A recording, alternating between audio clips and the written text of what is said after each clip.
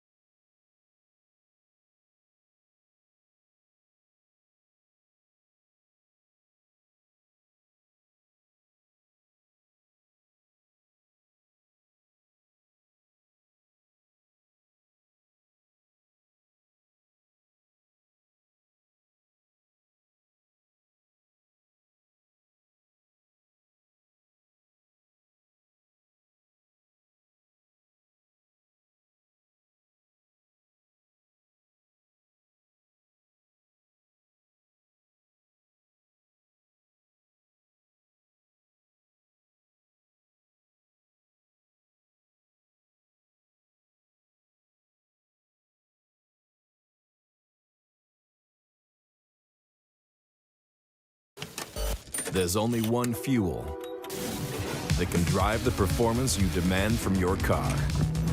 New 94 Octane, the highest octane on the market, only at Sunoco.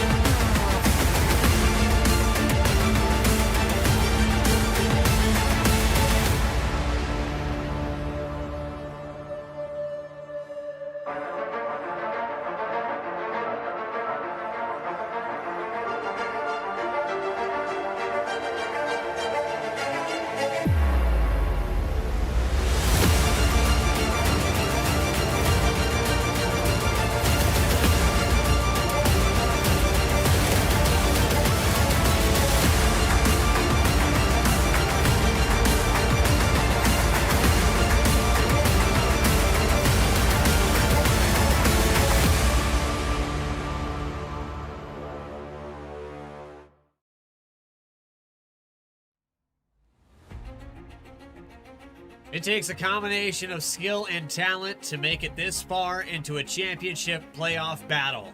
But sometimes those two things just aren't enough when it comes elimination time. When it matters the most, in those closing moments, it takes Lady Luck and the willingness to gamble it all to make it to the final round. It's the second time here in the desert, and for these drivers, a 400-mile race where we get to decide our top 4 playoff drivers.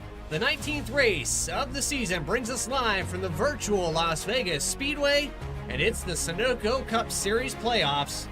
Round... Oh, there you go. It's the round of 8, the second round here. Welcome in, everybody. I'm your host, Bradley Cooper. Alongside, as always, we have Sky Shrek up in the booth this weekend, filling in for Kenneth Bueno. And Sky, you're just joining us here, but thus far, we talked about the action with Lawson Peel and the 5 wins, Steven Stempien the rough start to the season, Alex Huffman in a must-win situation, and Colin Forrester locks himself in to the Final 4, but he won last time we were at this racetrack. And then you look at the schedule here, it's been eventful overall. Yeah, the point standings are really close going into this race, and this whole season we've had 18 races up to this point is all coming to a head here in the final elimination race in the round of 8. You got 8 drivers trying to make it in, some in better positions than others, and they're all gonna need to win to get a shot in those last 267 laps of the season 2 weeks from now at Homestead. Quick look at your track map. Las Vegas hasn't changed at all since the last time we were here in March. 1.5 miles, 20 degrees of banking. The only thing that's changed is we'll be under the lights here tonight. So a little bit cooler track temperature as opposed to that 130 degrees that it was here the last time. It'll be around the 70s for the ambient air temperature. Quick look at the weather up on your screen just above this graphic. And yeah, you got to take that for granted. It's going to be really grippy out here, Sky. It's going to be a little bit easier to get passes off and maybe give you a false sense of what this car can do. Yeah, gonna be a little easier on the tires too. The track not as hot, it won't burn them away as quick. It'll let these drivers make more moves, be a little more aggressive, and we'll see if that ends up leading to more action on the racetrack. Because with the track this cold, I think it's a pretty good chance that it might. Race analysis up on your screen. 267 laps here today for 400 miles, 45 mile per hour pit road speed limit. 7 tire sets available. And our stages will go 80 laps to stage number 1. And then for stage number 2 at lap 160, that's an additional 80 laps. And we'll finish out stage number 3 for 87 laps at lap 267 to end the night. And here's the points. That's what everybody's talking about. There's the final 4 cutoff line. +4 for Curtis Kelly, Justin Erb -4. Alex Huffman in a must-win situation. Austin Reedy, who led the regular season points for the vast majority of it, winless. Almost in a must-win situation as well. Needs a lot of things to go right for him to be able to get back up there into that top 4. And like we said, Colin Forrester locked in. Lawson Peel mathematically kind of in the good. Could afford to maybe have just a top 10 night. But you look at what Colin Forrester did here just back in March.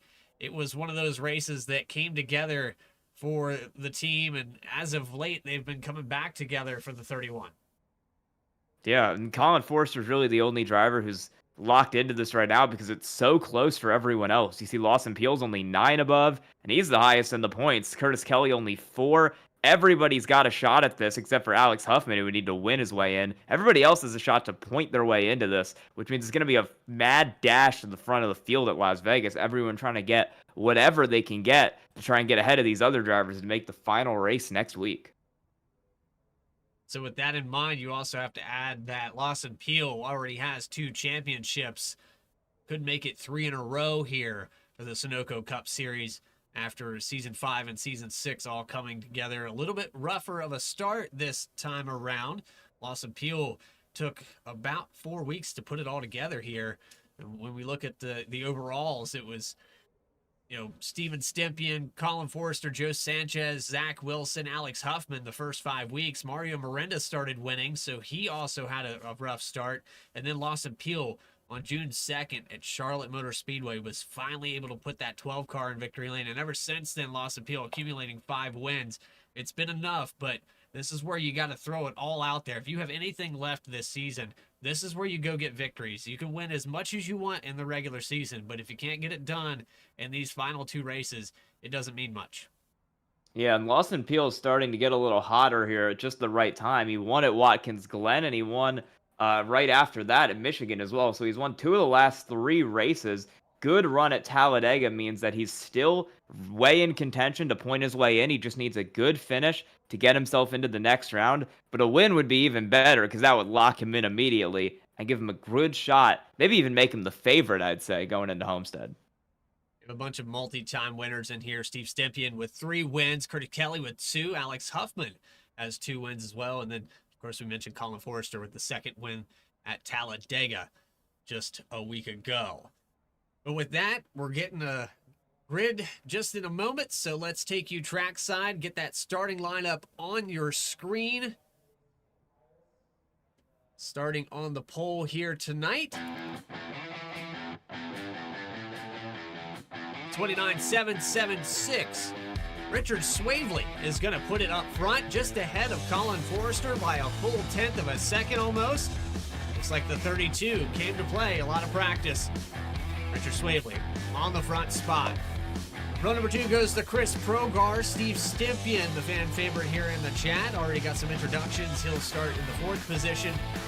And then it's Stephen Harlow, eliminated there in the round of 12. We'll start in the 5th spot. Garrett Brown will start in the 6th position. The inaugural season champion here at Sunoco Cup Series. Dakota Curtis will start in 7th with Austin Reedy in 8th. And rounding out your top 10 from Las Vegas, it's Kip Easley in the 8th and Chris Shoemaker in the 4th. And looking further back from that, Alex Huffman in the 10 car is going to roll off 11th with Jesse Whittington on his outside in 12th.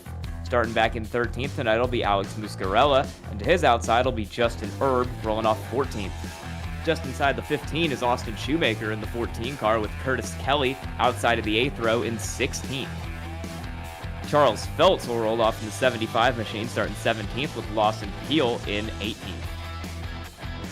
Brandon Banks starting 19th tonight in the 54 with Shane Wyatt in 27 car starting 20th.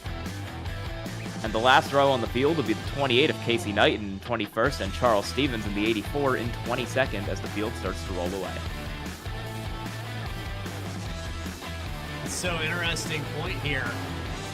Everybody from 18th place on back electing not to take a time here tonight for qualifying. So Lawson Peel, where you're leading the points but technically not locked in, you got a little bit of work to do. Starting at the back of this field. It's going to take a while to get up there, and to know that once you get up to that top 5, it's going to plateau. Colin Forrester, Richard Swavely, they came to play, and Steve Stempien still not locked in. He's going to be tough to get around as well.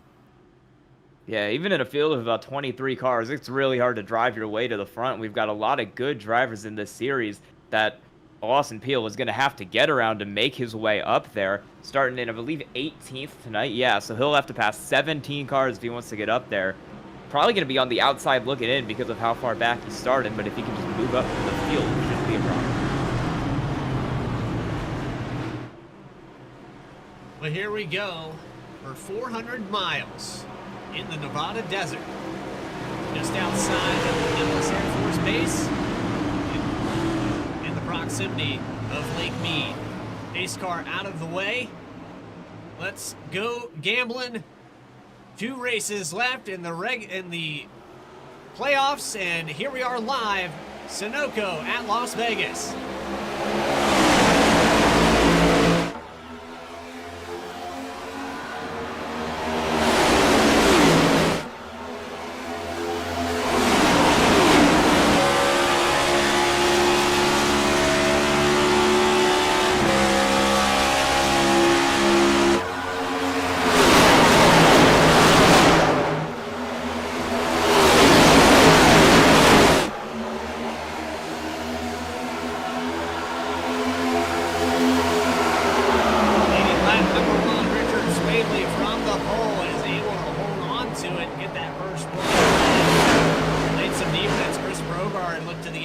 Through 3 and 4 a couple different times, but not able to complete that pass.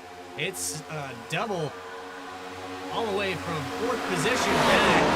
Here's Steve Stempien trying to find one 3 wide.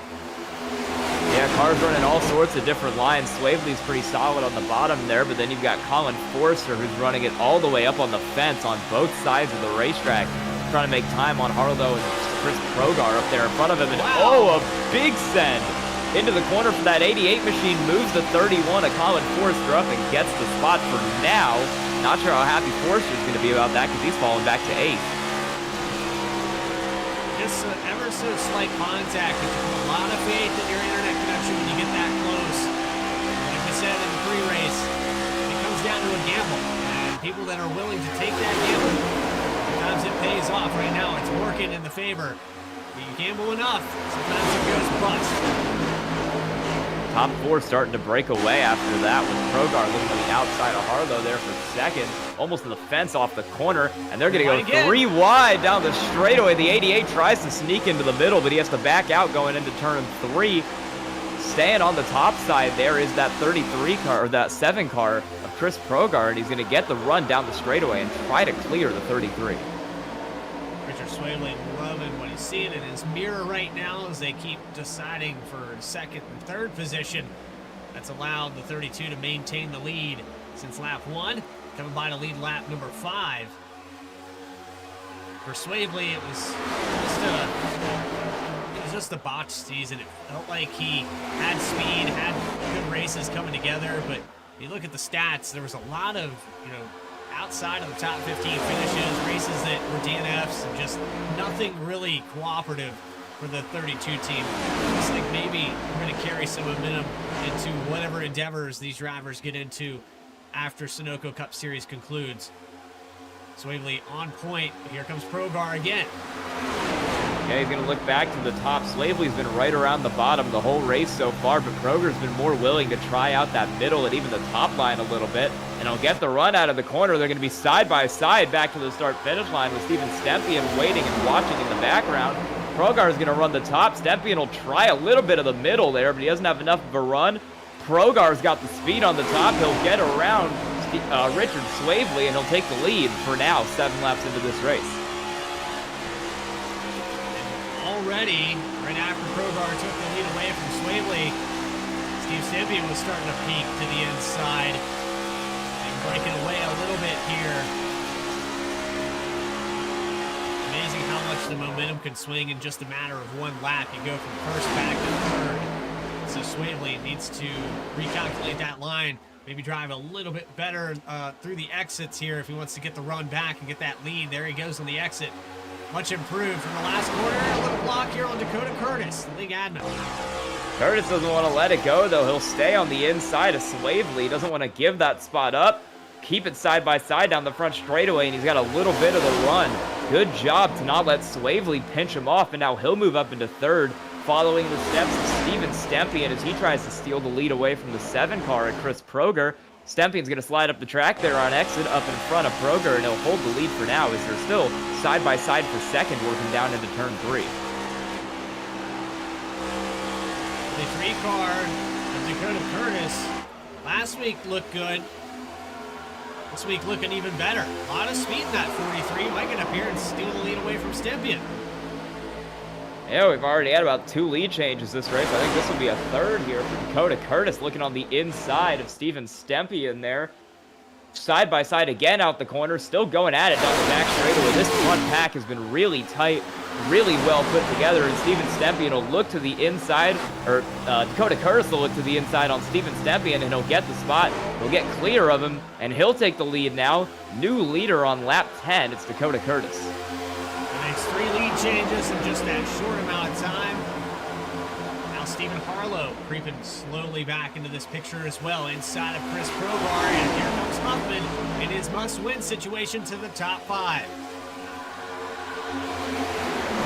Now Huffman on the inside will look to the inside of Stephen Harlow in the 33. Chris Progar doesn't want to give the top up. He's been running it all race, and Huffman loose off the corner for Alex Huffman. Saves it, but he's going to go through the grass and fall all the way through the field.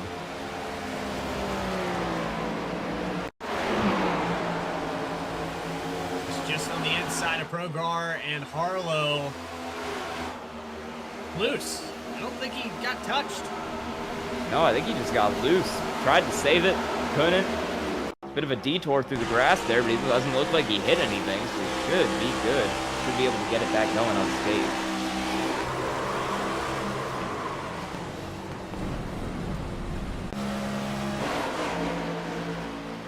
For up and falls back to the 14th position. You go back up here, though. Richard Swavely also falling back relatively quickly.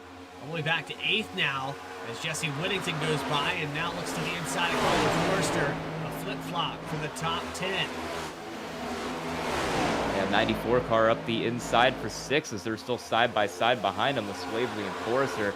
Both cars have kind of fallen back through the field in the early stages of this race as cars like Chip Easley have kind of gone flying up into the top 5. These two have fallen off a little bit from the start. Richard Swavely started on pole and is already under threat for 7th here. He's going to need to make some time back because he's only 14 laps in and he started to drop pretty quick. As now, Austin Reedy's looking up the inside of Colin Forrester. Started 2nd, going to be lap 15. He's already back to 9th. So the two fast banana drivers that are kind of caught back here. You've got one of them that is locked in, just calmly running into the 10th position. You got another one that's led the regular season points. Hasn't had that win to solidify anything, but lock himself in or be relaxed. Never relaxed is what Austin Reedy has been ever since the drop of the green flag in week 1. It's just been week after week. You got some stage points, you got some stage wins. Man, this is so much sweeter to come home in that top spot in that final lap. Yeah, and he was 10 points out coming into this race, so he's a driver who needs a really good run. He needs to get on that gas pedal and start moving through the field. He's running right where he started for now, but he saw him make the pass for 9th. He'll hopefully, for him, get a couple more spots there, and he'll be able to move it up through the field and approach that cut line more than he is right now. Dakota Curtis continues to lead here at Las Vegas. Lap 17 underway. It's now 7 laps led for the 43 team. How many drivers have put practice in this week? We've seen a lot of bumpy setups and races for a lot of these cars, and there it continues for the 43 over. Sent it out of the exit of 2. Yeah, scraped to the wall there. Not sure how much damage that might have caused him, but it gave up about 0.2 of a second. Steven Stempian behind him. We got a really good gain, and now he's going to have a better run out of the corner. He'll be able to look low all the way down to the apron. Steven Stempian's going to lead the lap, and he'll go all the way up to clear Dakota Curtis down into turn 1 and take his line away. So Dakota Curtis just here to mix things up. Maybe go and take a win away from a driver that's trying to lock in. Unfortunately, just a little miscalculation out of the exit of turn 2, sets the right side up into the wall. Doesn't look like too heavily damaged though. Looking at it from the tower camera, the right front looks pretty intact, so should be able to get that thing back underway, get the momentum swing to stay in the top 5. Yeah, back to 3rd for now, but like you said, it doesn't seem like he's got too much damage on that thing. He just needs to get the car back under him, calm down, take some deep breaths, and he should be able to start attacking. But right now, he's under threat from Chris Progar, who's trying to send him all the way back to 4th, and he will. On board with Garrett Brown. Play in the 9th position. Started up in actually 8th now. Started up in the 6th spot. Going back and forth here, side by side with Richard Swavely.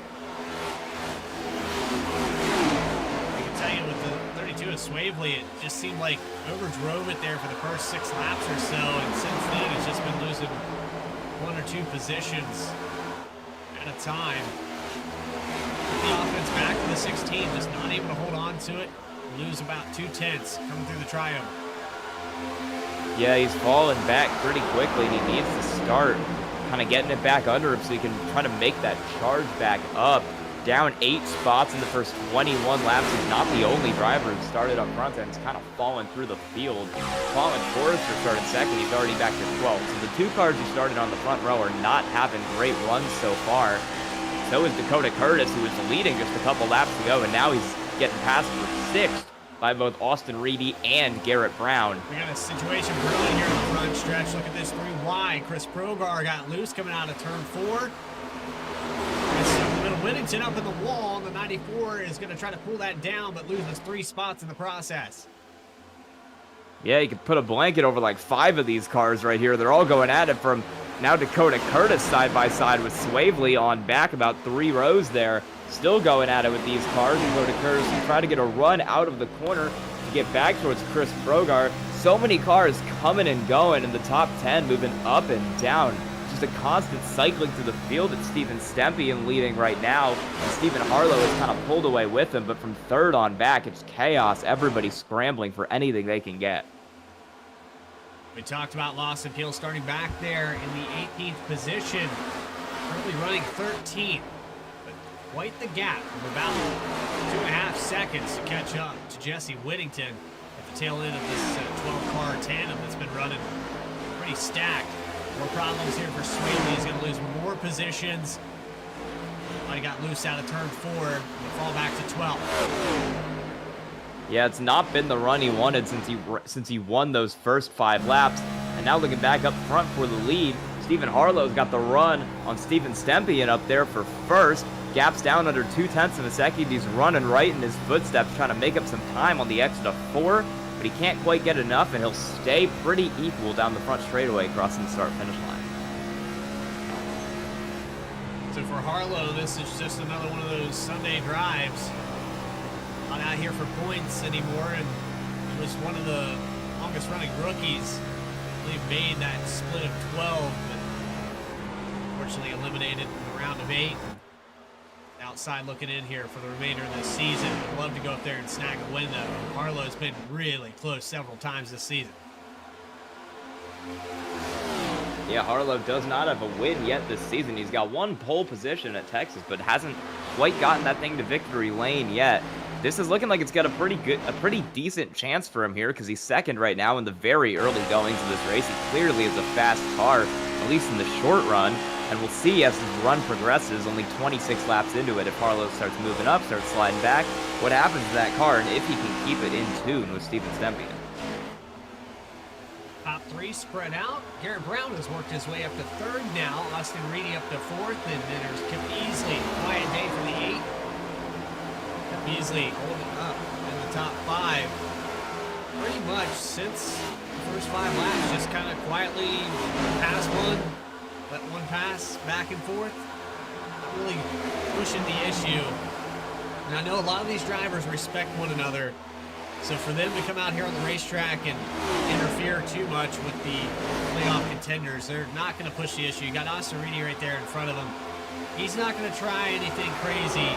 I know for stage points, Reedy wants that 4th spot. I don't predict unless Reedy makes a mistake, Kip Easley to really do anything dramatic here.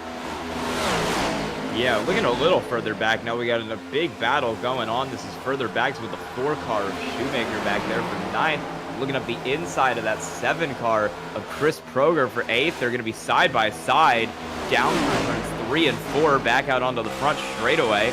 Car on the inside getting an advantage there, but they're going to stay side by side. Shoemaker can't quite clear him, and they'll go back side by side into turn 1. Good run in for Shoemaker, but Progar's done really well on the exits to balance that out, and he'll do it again here, and he'll get the run on the back. Side by side with Progar, Shoemaker, Whittington, and the 43 of Dakota Curtis. This is all from the top 10 spots. 7th, 8th position back to 11th here. Really tight battle. Now Shoemaker's kind of running him up the track there, trying to hold off Jesse Whittington for that 9th position. Whittington started this race in 12th, and well, we saw him get up to 6th earlier, and then he hit the wall and dropped back. You see him do it again right there. He's having trouble keeping that thing out of the wall when he runs the high side, so he'll cut back low here on Chris Shoemaker. Just pull up in front of him, and he'll make the pass that way for 9th. Shoemaker, not to be defeated, is going to cross him back over, and he'll get him before they even go down into turn 1. And for Whittington, it's just that higher line. If we ride on board here with the 94, this is right on the edge. You can't afford to send it too deep into the corner. You can't afford to get back into the throttle too soon. But you've also got another contender here. The 12 of Lawson Peel has found his way to the tail end of this top 10. You see another wall scrape there from Whittington. Yeah, he's in the wall again right there. He's hit it quite a few times now, just bouncing off that wall like it's Darlington. As now they're going to go 3 wide down into turn 1. Huge send up the inside for Lawson Peel, and he'll get not just those 2 cars, but he's going to try to get Shoemaker as well. Moves him up the track a little, he will. 3 cars in one corner for Lawson Peel as he goes up to 9th. Amazing pass through 1 and 2 for the 12. Still has a lot of work to do if he wants to catch up to Steven Stempien and Stephen Harlow. They have pulled out 4.9 seconds ahead, and there's a car off the racetrack. That was the 16 of Garrett Brown. He was in the top 3 just a moment ago. Yeah, problems for him. We're going to get a replay on that for you right now. Garrett Brown was running pretty well there behind some of those cars in front of him.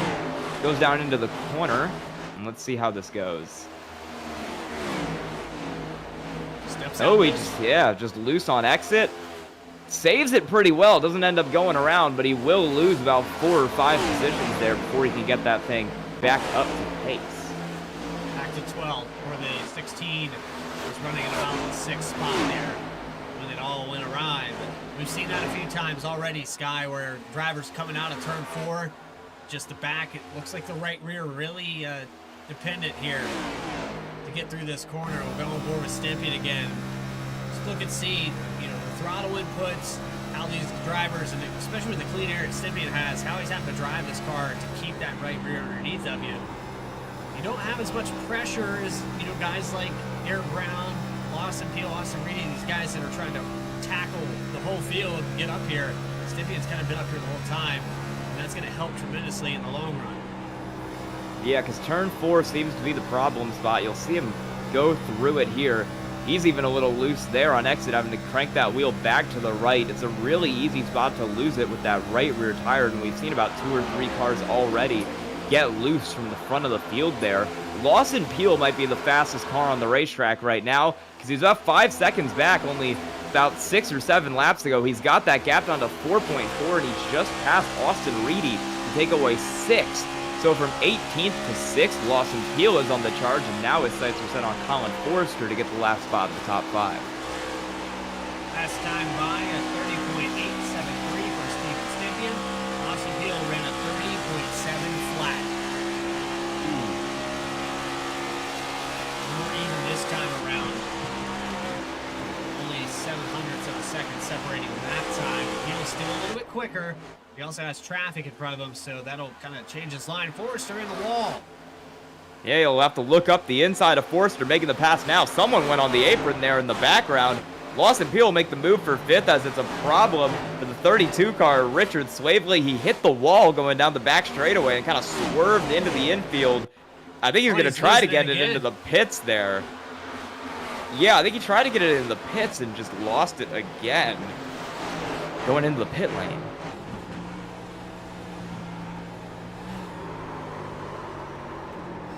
So even the apron very slippery through 3 and 4. That's even more damage for the 32-year pole sitter. Probably not happy with the way this race is going. No, he started on pole, led the first 5 laps, fell to the field rapidly, and now he's going to drop several laps on pit road with damage. It's not at all how he wanted this race to go. Big move through the middle there. 84 car caught out. That's going to be Muscarella through the middle in the 48 machine, taking it 2 spots there down the front straightaway. And on board here with Chuck Stevens, he was on the bottom of that. I think he got a little loose through the trio hole and allowed that 48 to get a good run. Back to 15th, still up 7 spots from where Chuck began this race, so still a solid day. It's kind of migrated. The Hornet's Nest just progressively working its way back through this field, and it seems to be wherever this 43 car has been, that's where it is. Billy Curtis, just, man, I tell you, how these drivers transition, Sky, from the early run where they were super bad fast, pulling away from the lead, to just falling off like they hit a brick wall. Yeah, he definitely burnt up his tires a little because he went from 7th to the lead, led a few laps, had a bit of contact with the wall, and now he's all the way back in 17th. He's the 2nd last car on the lead lap.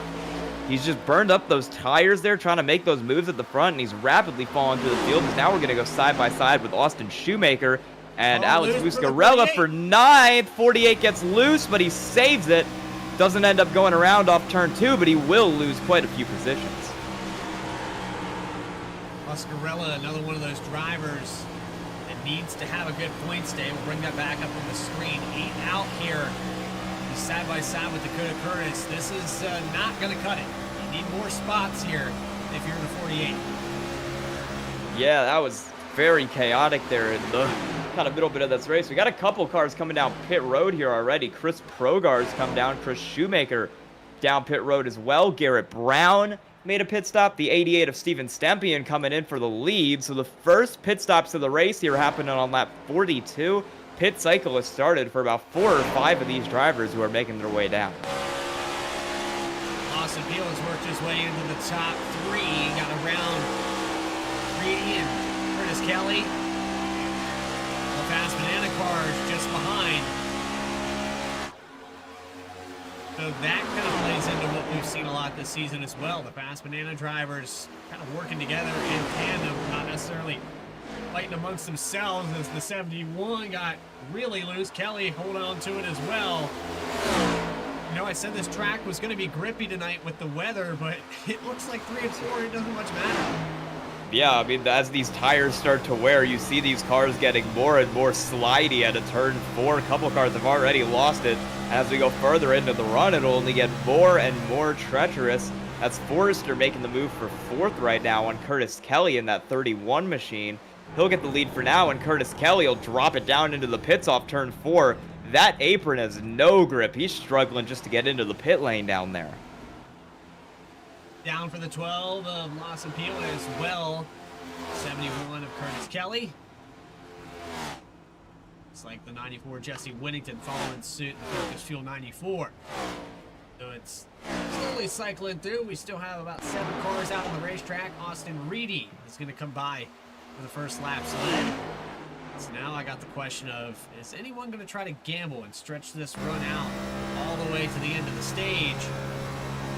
That's a lot of stretch, but some guys might be banking on a caution before this stage ends. Yeah, I mean, we've only got a couple left out there. Reedy, Huffman, Muscarella, and Erb are all still out there. Forrester, Shoemaker, and Curtis just came down now, so we're down to 4 cars who haven't pit yet, and we'll watch Reedy go around here. Does he make the drop off of turn 4? No, he'll stay. Oh, he will. Very late move onto pit road there for Austin Reedy, but he'll get it down, and now there's only 3 cars left to pit.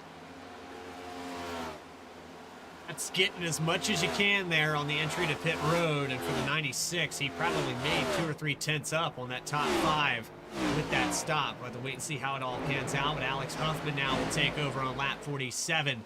First lap led for the 10 car. Again, in a must-win situation, it raced his way up close to the top 5, then got loose, lost all that momentum and all those positions gained, has had to claw his way back up. He'll be racing for about P12 when this is all said and done. Yeah, you got to wonder if the fact that he's in a must-win situation is going to make him try something unconventional here with the pit strategy. Only 3 cars still out on the racetrack, and two of them, actually all 3 of them are on the outside looking in coming into the playoff standings. Erb entered this race in 5th, Muscarella entered it in 6th, and Alex Huffman entered it in 8th in a must-win. So 3 drivers who came in outside the cut line, all trying to play some different pit strategy here on lap 48. And Erb is drifting through this corner. I don't think there was any grip through that part of the racetrack just now. It might not be a matter of fuel, but these tires just might not have what it takes to get around this place for 60 laps to the end of the stage. They might end up looping this thing before they can make it. Yeah, and Stempian's gaining rapidly, so this overcut is going to really cost them a lot of time to those top 3 cars who have already pit of Stempian, Harlow, and Peel there in 4th through 6th. Huffman's going to continue to lead for now, with Muscarella kind of battling with him almost. They're really close there on the racetrack, and he might try to take away the lead before they end up coming down pit road. All 3 cars still stay out, and you can see the cars who are on fresh tires just blowing by them on the inside and absolutely checking out down the back straightaway. Not hearing any fuel save out of the pin of Huffman, and 48 of Muscarella looks to the inside, side by side for the lead. Contact through 3 and 4. Here comes fresh tires with the 96, really loose for the 10. They put him 3 wide. Yeah, the 31, the 96 in an uncomfortable position. They were going to send it through the middle to get the lap back, but it ends up working out for the both of them. Scary moment there for those 2 cars as Alex Huffman continues to lead the race, and he is so slippery on exit of that corner. Exit 2 and 4, the car just seems to have no grip on these 50-lap-old tires, and it's costing both of these drivers a lot of time. Oh, sideways from Muscarella. And Huffman brought it down pit road. He could have got it back. Muscarella stays out for another lap, but man, was that sideways. Yeah, I mean, he probably got lucky, because if Huffman didn't come down pit road, he might have slid into him and ended up hitting him there. That was really close between those two cars. Huffman will finally make it down pit road, and now it's just Muscarella and Erb trying some different strategy to try and get themselves up the point standings here before the cut line. So in this situation for Muscarella, coming down pit road now, some of these drivers might elect to stay out on the next stage because they'll only have about 5 or 6 laps on their tires, so they can come out here, kind of relax, save their stuff, and then the positions should change for drivers like Stimpy and Harlow. They'll come down and probably top off of fuel at the very least. So they'll be in a little bit different boat here. 10 laps on the stint here for Stimpy, and Justin Erb still out on the racetrack. The last car yet to pit with just about 5 to go in stage 1. Yeah, and you can see how much time he's lost by staying out in the short run here, because Stempion's closer to his rear end than he is to the front bumper of that car. He's closed up rapidly at 16 seconds, and Erb stays out again, still not making the move down pit road. The only car's still out there, and he's going to have tires that are a lot longer than anybody else. But on the next run, he's hoping that that'll end up working out because he'll have the best tires in the field. Come by for 6 laps to go on the stage. Looks like Erb pretty much committed to this scenario. 15, 16 seconds ahead. Steven Stempien, Lawson Peel has worked his way within 2 seconds, and he's got Curtis Kelly just behind him in the 4th spot right now. Lawson Peel, it's going to be one of those points-paying positions, but you know for Peel, he wants to get up there and lead this race. He's had to claw his way back from 18th to start, now up to 4th. He's probably hoping that Justin Erb and go down pit road. Maybe that'll incentivize the 12 to push a little harder.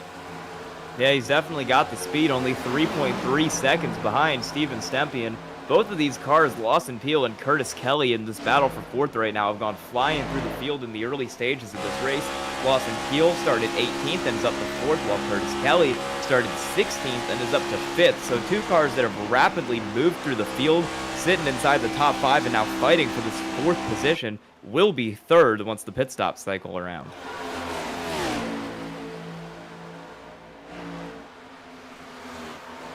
I mean, kudos to Erb for being able to save this much fuel.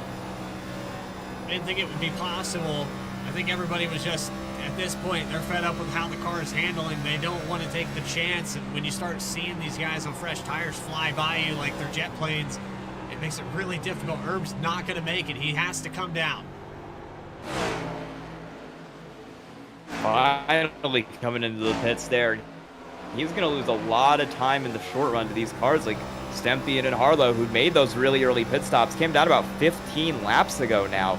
So they've got 15 laps to run much faster laps than Erb has and just completely send him to the back of the field here.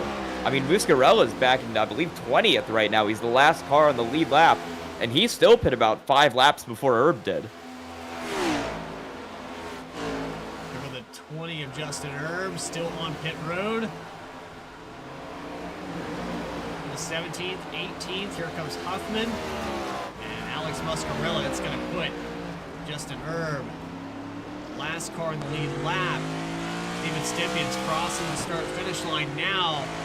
For 2 to go on the stage. Yeah, Stempien's got the lead right now. I believe the stage ends on lap 80 is what I have in my race notes here. But Stempien in the lead. Still Harlow in second there. So we've got 20 laps for this strategy to work out for Erb to try and use those tires that are 15 laps fresher than a lot of the cars in front of him. Get himself back up the field and try to regain some of the massive amount of time that he lost there with that overcut. Well, then the strategies make a lot more sense, and I must have shortened these guys in my notes. A little typo there. I had 60 on my counter there, and then 160. So I was a little bit confused, but I guess we're going to have 20 to go when we cross the stripe for Steve Stempien. And that puts Lawson Peel 2 seconds back. Stephen Harlow about another second from that here just ahead. These drivers slowly working their way towards the 88, who pitted shorter than both of the top 3.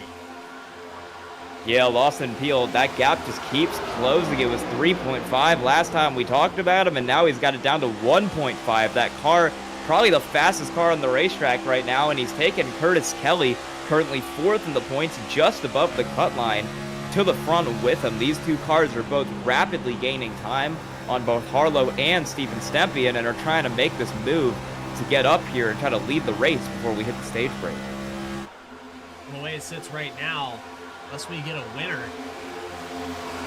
looks like our top 4 are going to be our top 4 going into Homestead, because 3 of those drivers that aren't locked in are currently running 1st, 3rd, and 4th. And then the other 3 are running right at the back of the field because they were all on that alternate pitch strategy. Huffman coming into this race in a must to win his 18th. Muscarella coming into this race 6th is 19th. And Erb coming into this race 5th is 20th. Only Reedy, who didn't do that pitch strategy, the only car who came in on the outside who didn't hit way late, is running in 6th right now. Oh, Curtis Kelly got around the 33, and I thought the 12 was going to get loose there through 1 and 2. Was able to hold on to it. Just a brief little moment there. The back end stepping out. The 12 smartly chased it up to the middle line, found enough grip to exit that corner. We're going to shave off another 2/10 on Stempian here this time by. Yeah, it feels like a matter of when and not if Lawson Peel and the tandem car of Curtis Kelly behind him are going to catch up to that leader of Steven Stempian. He's led about 40 laps in a row now, but Lawson Peel and Curtis Kelly are coming quickly, and they're going to try to steal this lead away before the stage break here. They've got 16 laps to do it, and I think they'll definitely get there before then. Yeah, it's about 2/10 a lap, and for Stempian, I think it's just that undercut on the pit strategy wasn't enough to pull him away from this field. And for Peel, in 20 laps in this stint here, you wouldn't think 3 laps would make that big of a difference, but you've seen how much this car is stepping out, and 3 laps can make all the difference, especially in this long run. I think pretty much split it in half for these top 3 drivers. That seems to be the perfect call. And for some of the other guys that were gambling here tonight, trying something alternate, doesn't look like it's panned out at all. Most of these guys that needed wins or needed a good finish are outside of the top 10. Yeah, that gap dropped another 1/10 of a second here. Peel's got it down to 8/10. These tires wearing quicker than we thought they would, and any advantage on on the length of the tire run seems to be needed. Peel, again, like you said, only pit about 3 laps later, and yet he's pulled out a lot of time here in the second part of this run, rapidly moving up to Steven Stempian and trying to take this lead away. As now that's Harlow trying to get back on Curtis Kelly, and he'll actually push Curtis Kelly around the 12 car of Lawson Peel up to 2nd. Stephen Harlow doesn't just want to get 3rd, though. He's trying to get Curtis Kelly for 2nd as well, and he will out of turn 2. Coming down on the inside, this is the tricky part right here.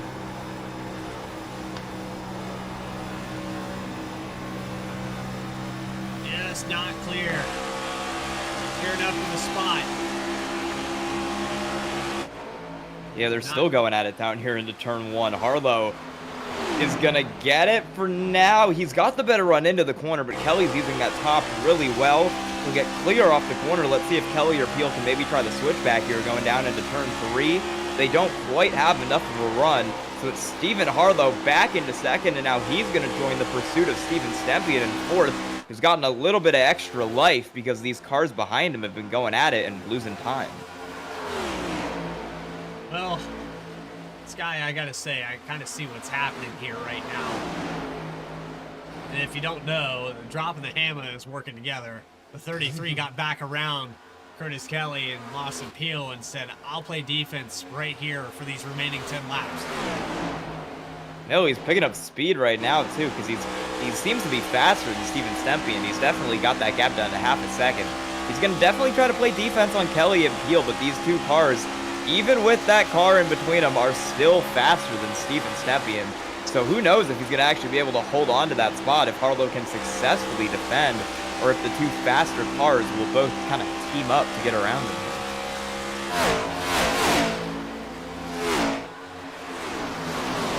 Four right on top of each other. The closing laps of stage 1. 10 laps to go. Lap 80.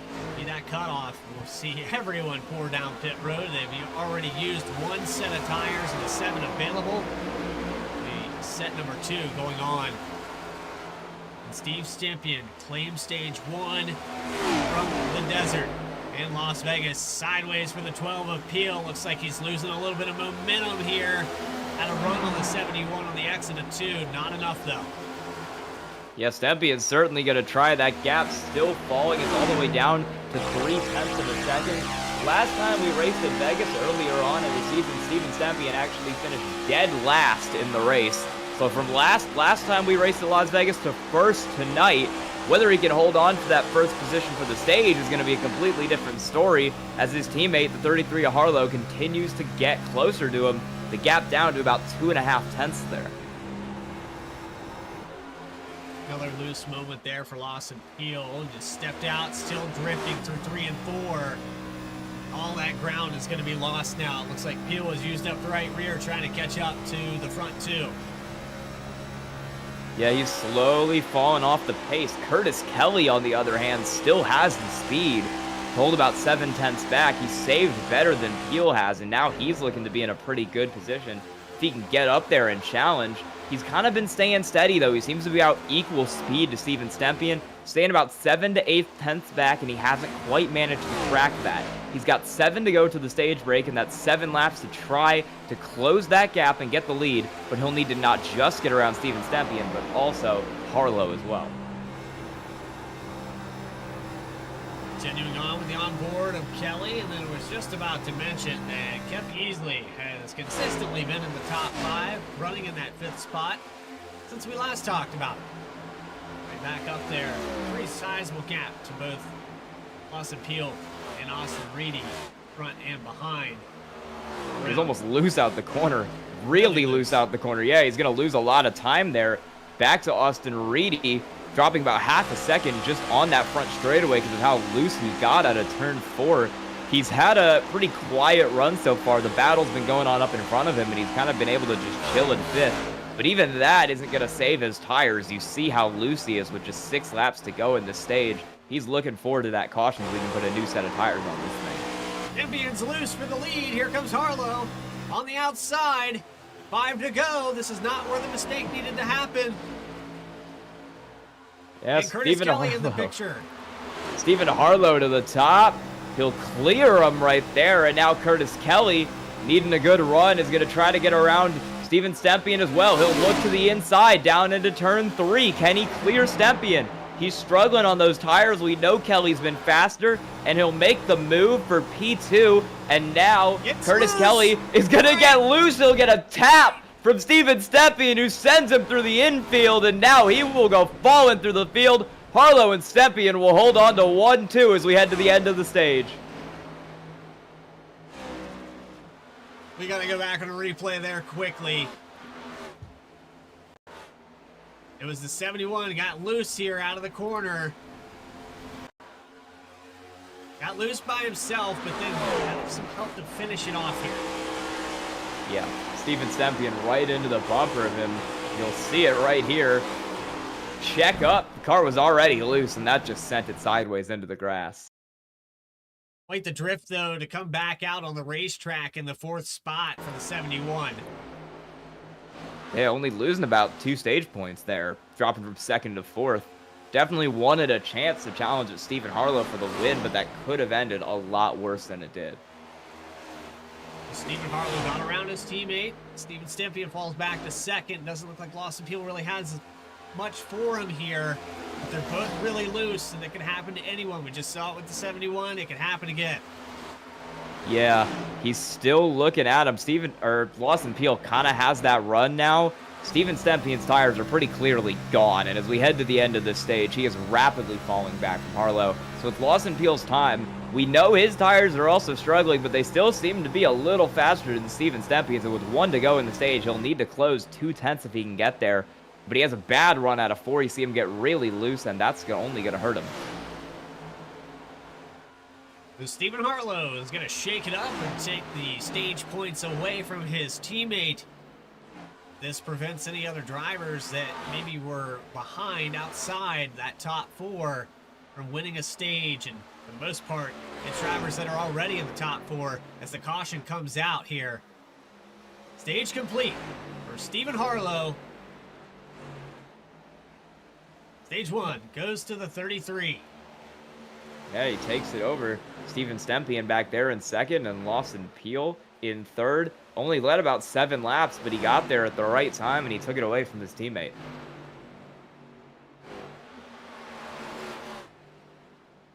Top 10 on the left-hand side of your screen.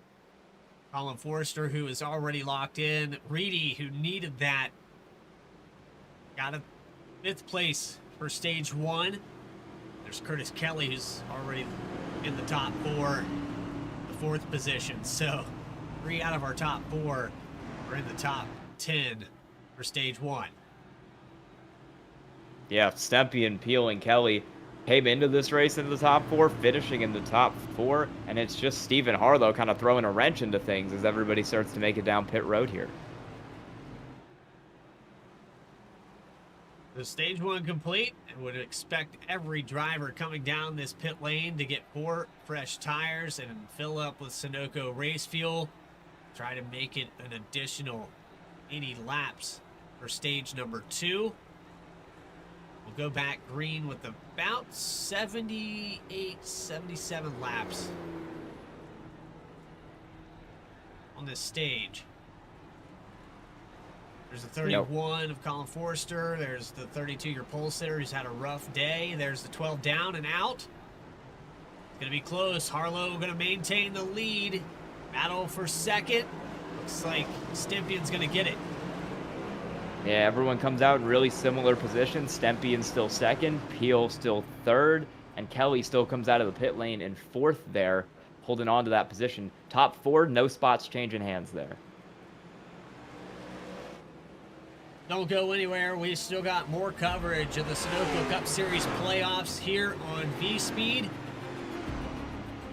More coverage will continue from Las Vegas in just a moment.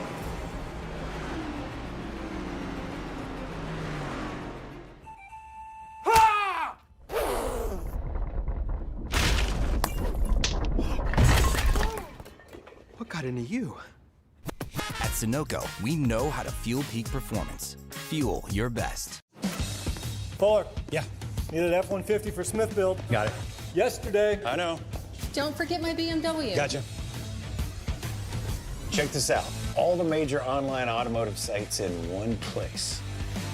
BMW, done. F-150, done. How's he do it? I can search nationwide.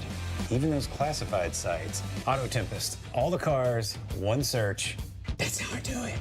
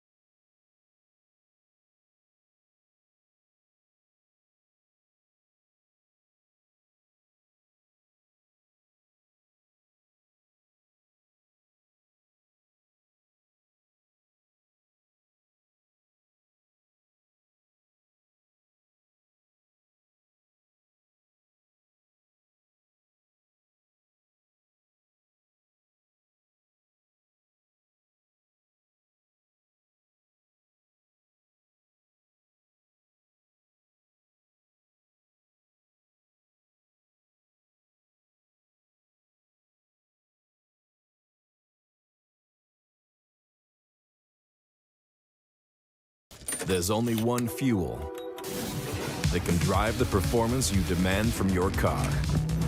New 94 Octane, the highest octane on the market, only at Sunoco.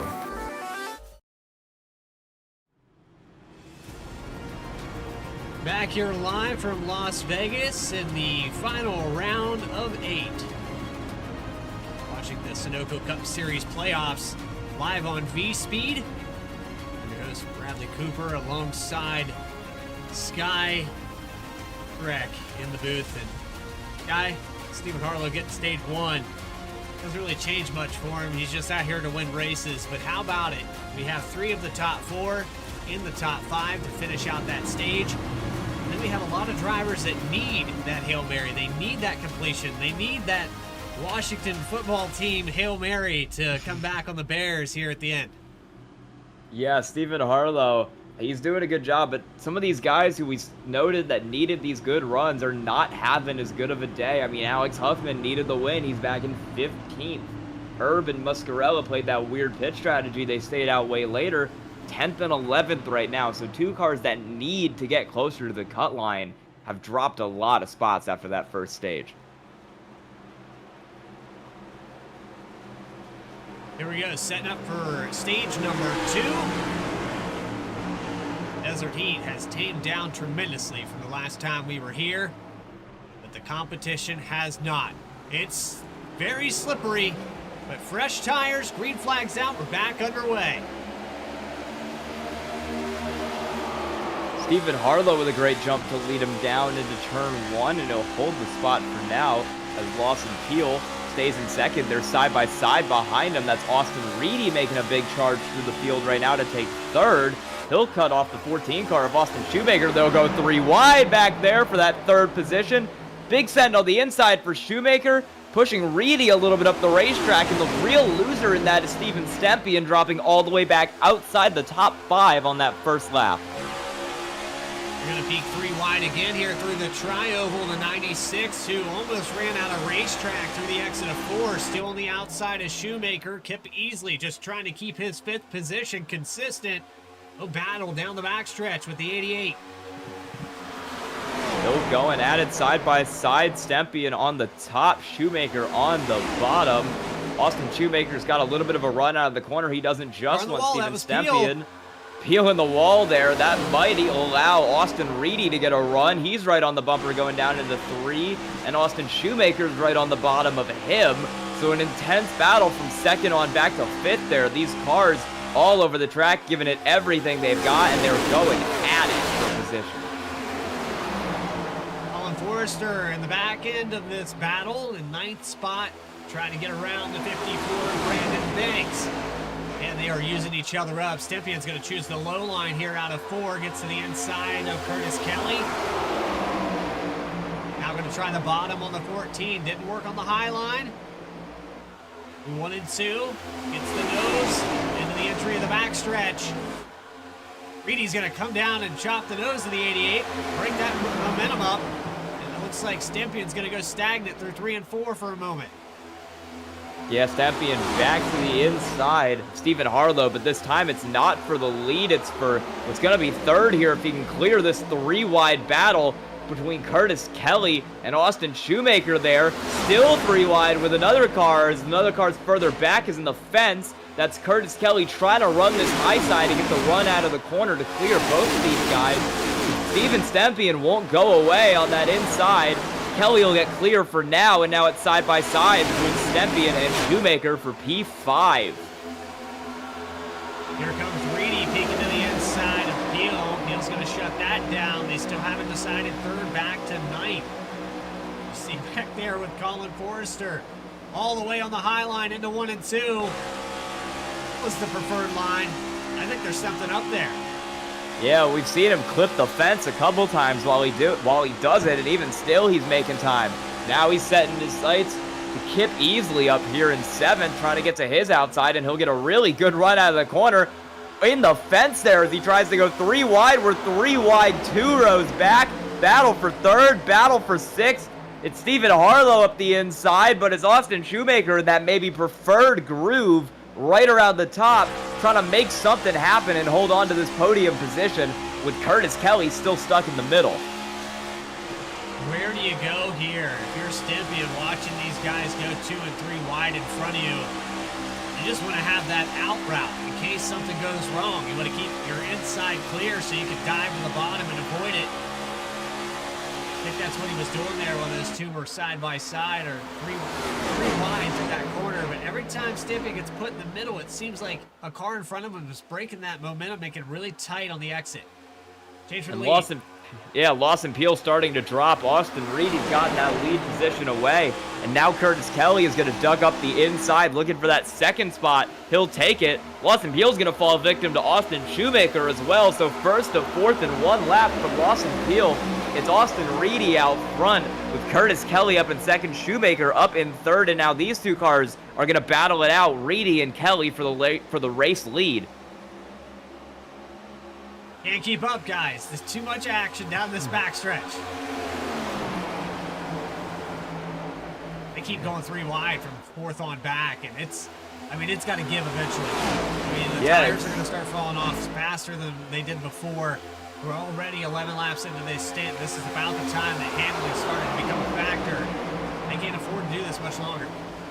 Yeah, it's Forrester who's kind of been the one sending it three wide, running that very top lane. But it's worked out for him because he's gotten all the way from the back part of the top 10 up to fourth, passing Steven Stempy and now he'll join this fight for the top three with Austin Shoemaker up in front of him. He'll look to the outside of that 14 car. He won't quite get the run out of the straightaway on the top, but he'll try it again going down into turn one. Lawson Peel's already fallen out of the top five, and he's now under threat from Kip Easley back there in seventh. Maybe just considering, hey, let's save our stuff here for about 10 laps and let these guys duke it out because we'll see them again before the stage is over. We still have a set of green flag pit stops to contend with. We're not out of the clear for that. Austin Reedy trying to get his first win of the season. Who would have thought it might come in the second to last race of the season? Curtis Kelly Austin Shoemaker jumped to the inside of Curtis Kelly there for second. But Forrester just started pushing Curtis Kelly, trying to get that car a run on the outside to stay in front of him. He'll go all the way up again as Curtis Kelly bounces off the wall a little, exiting turn two. They're all shoving each other on that top line, and it's stopping Austin Shoemaker from making a lot of progress. Good run into the corner for him as he and Austin Reedy jump to the bottom. Reedy will get clear, and now Shoemaker got a great run through there. He'll be looking for the lead, but Curtis Kelly will get to the back of Austin Reedy, and now he'll shove him down the straightaway. Almost checked on the right rear, though, of the 14. Curtis Kelly was entering one a little bit lower than anticipated. The 14 was way up the track. He almost had another caution here. Yeah, they're still going at it. Forrester is still ripping that wall the whole way around the racetrack, but Shoemaker is doing the exact opposite approach, sticking it straight to the bottom to try to steal this lead away from the tandem of Austin Reedy and Curtis Kelly working together in those 96 and 71 cars. The teammates trying to make something happen on the top to keep themselves ahead of Austin Shoemaker in the 14.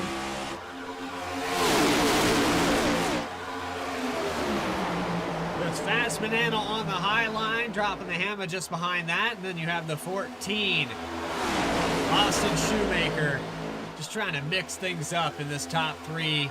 Keep him honest here for Prestige Worldwide. Yeah, and he'll take the lead. He'll end up leading the lap. Curtis Kelly needs a win to lock himself in. He's going to try to get it right here. He'll look to the inside of Shoemaker, but he can't quite get there. As a car in the wall in the back, that's Colin Forrester using the high line, is going to catch him out, and he'll drop all the way outside the top 10 now. Remember, the 31 is locked in after that win last week at Talladega, so could kind of afford to fall back and not worry too much about it. Shoemaker briefly had the lead there, got a couple laps led. Now it's Curtis Kelly's turn to take the point. These two restarts we've had have been hectic, with cars just flying past each other. So many lead changes right after these restarts. And after those pit stops as well, we saw a couple lead changes as well. These cars are so competitive, so many different drivers leading laps. We just saw Austin Shoemaker get his first laps led. Now we're going to watch Curtis Kelly get his first laps led.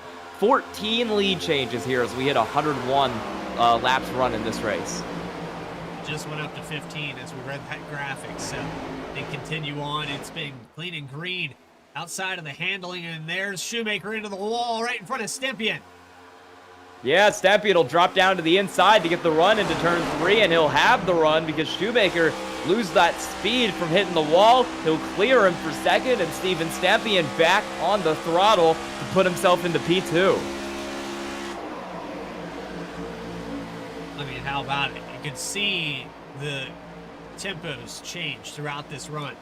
Now at the 20-lap mark, these drivers that fell back, maybe we're pushing the panic button. We were watching drivers that had a really good stage 1, had top 5s in this first stage. They're now back on the surge. They allow these guys to go up here and use up their stuff. And for Shoemaker, I think it's going to be similar to what happened to Dakota Curtis earlier in this race. Went up, led a couple laps, and then just started to fall. Yeah, we mentioned Lawson Peel had dropped outside of the top 5. He was saving his stuff because now he's gotten around Austin Shoemaker back up to 3rd. One of those drivers who bided his time in the early laps of this run, and it's now paying off for him because he's faster than Steven Stempien, and he's going to try to look on the Curtis Kelly up here in a couple laps. Put on a heck of a show here tonight for the last round of 8. Playoffs. Going on to Homestead next week. They're trying to decide that Final 4 effort. Check in with some of those playoff drivers. Alex Muscarella currently running back in the 10th position. Started in 13th. Alternate strategy. Put the 48 car pretty deep in this field. Ran a similar strategy to this driver right here that's in 14th, Justin Erb. Stayed out the longest of any driver in stage 1. 54 laps to complete that. Just a little bit too long. Wasn't able to recover in that short stint of 26, 27 laps back to the top 10. So there's some stage points left on the board here for a lot of these drivers that were already below the cut line. And Steven Stempien has just made a pass for the lead. He's taken the lead away from Curtis Kelly, and now Lawson Peel will follow him through to second. So Curtis Kelly starting to fall as this run goes on. It's Steven Stempien back to the lead, Lawson Peel back to second, and now Austin Reedy's going to make a move through for 3rd, trying to get around Curtis Kelly. And don't look now. Alex Huffman started this run outside the top 10. He needs a win to advance. He's gotten it inside the top 5, running 5th. And now looking on Curtis Kelly to try to take 4th. Huffman, I think the first run just went bad because he got loose and fell out of the top 10. Hasn't made that mistake in this second stage just yet. He has Harlow in the back bumper, giving him a little push to get clear. Yeah, he'll take 4th for now. Harlow almost into the side of that 71 car at Curtis Kelly, getting right up into the middle line there. Kelly will hold on to the top 5. You see how fast these drivers fall once they lose the lead. Kelly led a bunch of laps. Steven Stempien got around him, and only about 2 laps later, Curtis Kelly's already fallen back to 5th. Once you fall out of that front pack, it can change in a hurry, and you can rapidly lose positions if you're not careful. I think that's a product of this A car. I know these drivers have been doing it now for 19 races, so they should have it figured out as we see another battle for the lead. Lawson Peel to the inside is Steven Stempien. They're going to go back and forth down the backstretch. Remember, in stage 1, Peel was not able to get around Stempien until there were some mistakes made. And it was actually Harlow that got around and won that stage. But yeah, so many drivers made big mistakes. There's a loose moment again for Huffman. Yeah, he's using it all right now, trying to get this car up to the field. He started to drop off from that 3-car battle into his own separate 3-car battle, distant from the ones in the lead. Lawson Peel is under threat now from Austin Reedy as well, who's trying to make a move for second, as Steven Stempien's retaken that lead position for right now. And Austin Reedy will get around the outside of Lawson Peel to move himself up into second. Good run for him in this stint.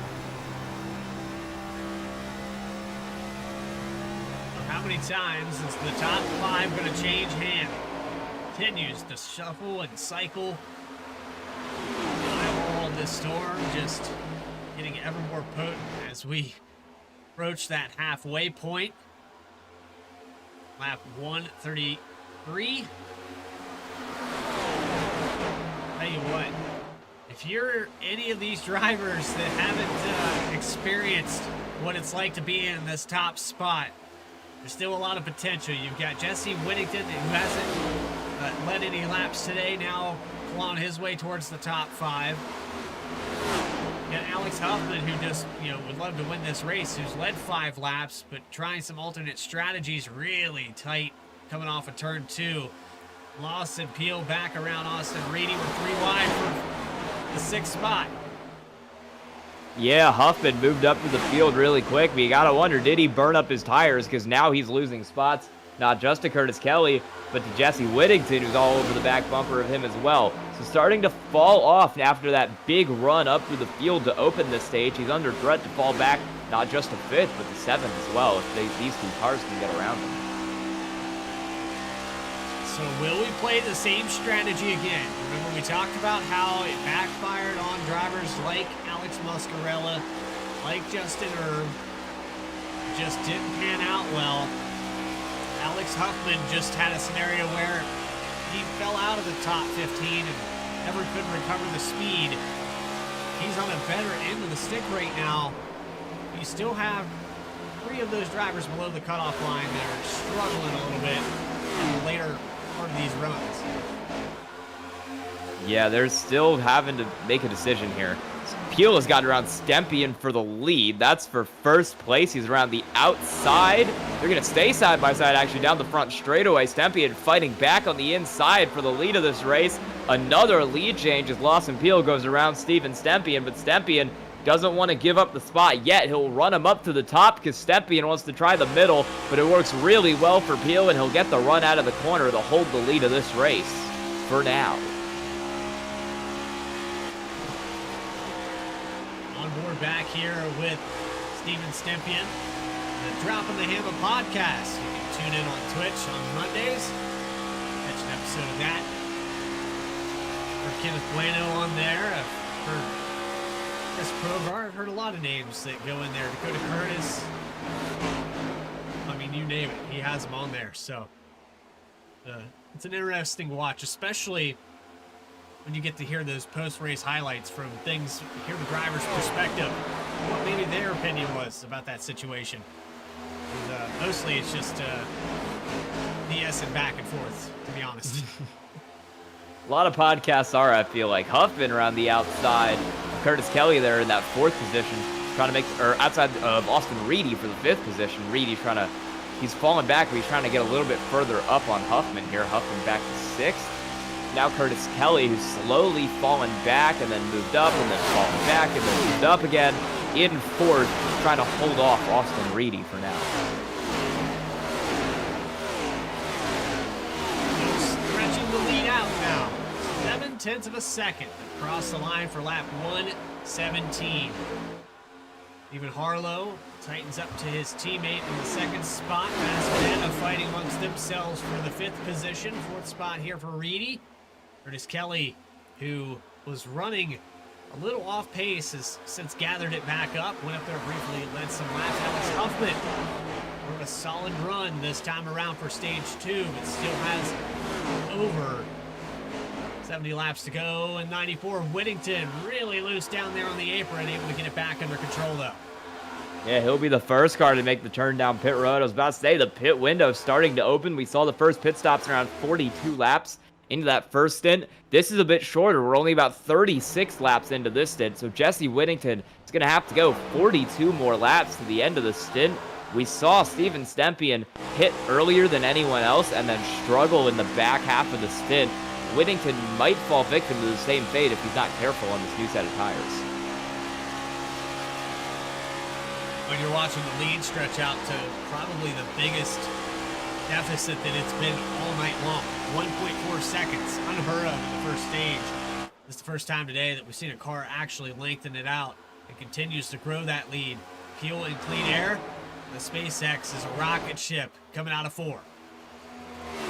Yeah, 1.5 seconds. I think the biggest lead we've seen all day, not during a pit cycle, over Stephen Harlow right now, and Steven Stempien in 3rd. This mix from 4th to 6th has kind of been really interesting because you've had Reedy, Kelly, and Huffman all just passing each other back and forth all run. And now Reedy's trying to bring Steven Stempien up into it there, looking on that car that's in 3rd. Not a great run out of the corner, though, and Stempien will hold on for now. He's trying to fight Stephen Harlow in front of him while simultaneously holding off the charging 96 machine of Austin Reedy behind him. by for lap 121, and this would probably be a little bit shorter because of the caution lengthening out. It'll actually shorten that stage, so we won't run 80 laps at speed as we did there in the first stage. That might be why it'll be better for Whittington. I don't think he'll be in quite the same scenario because it's a little bit shorter, but still, you want to try to stretch this out to the perfect mark. Probably wait until somebody in the top 3 decides to come down pit road before you make that mark. Yeah, now a couple other cars starting to come down. Curtis Kelly's made the turn down pit road as well. He'll be coming in there. Chris Forrester also making the move down, and Chris Shoemaker came down a lap prior. So the floodgates are starting to open about 3 laps after Jesse Whittington came down, and now everyone's just waiting for one of those cars running in the top 3 or 4 positions to finally make that hard left turn into the pit lane.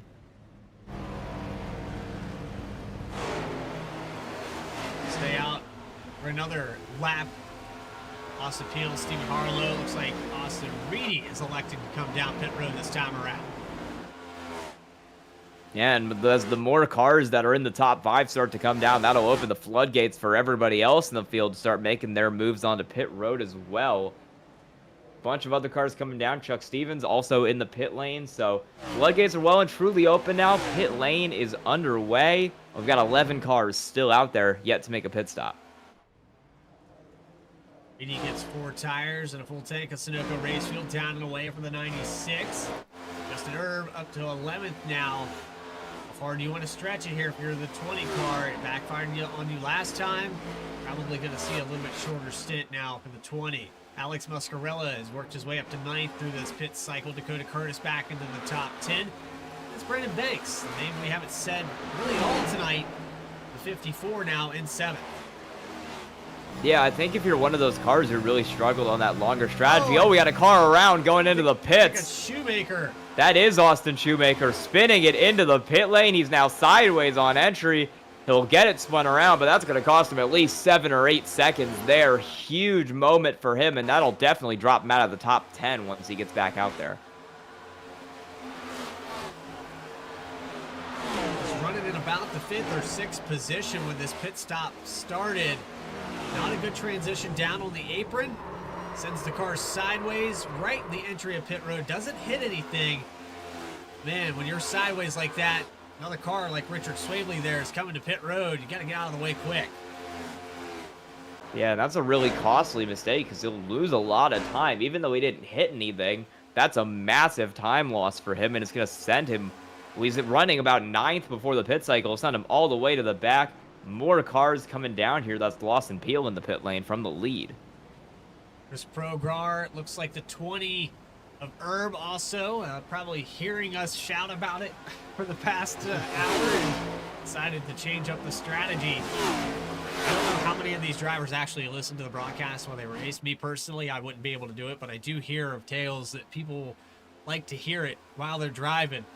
It would drive me insane to hear my voice for 400 miles, but some guys do it. So sometimes if I can give any kind of advice, even if it's the wrong advice, I'll shout it out. Or maybe does pay attention here on VSPEED as Stephen Harlow and Steven Stempian continue to stay out.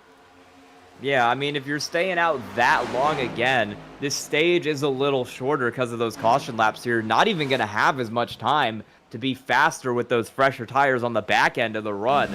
It's going to be a really big loss for you, and then you don't have like 5 laps of what you would otherwise have to try to pull yourself closer to the pack.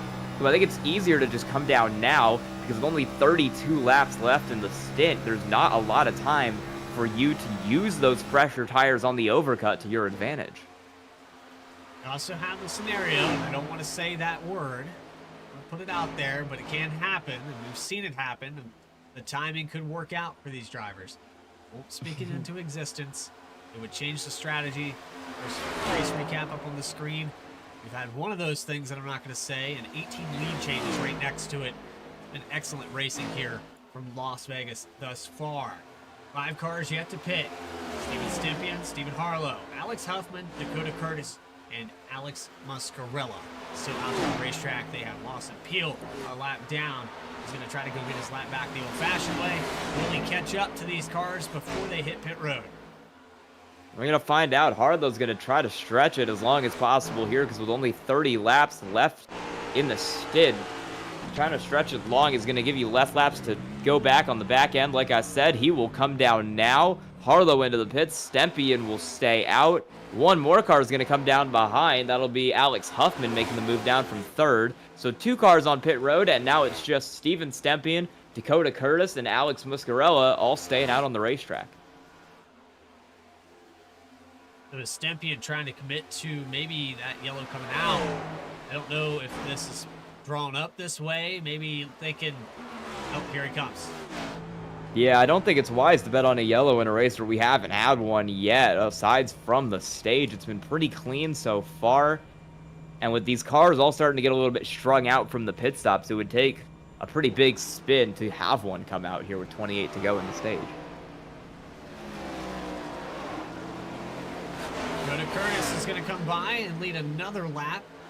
43 car got the genuine lead there in the first stage, but showing that maybe the 43 going to come down pit road. GameStop Pro Black Ops 6 edition Camaro into the pits. The final car on this cycle. Yeah, that ends the cycle much shorter of how Herb stayed out last time.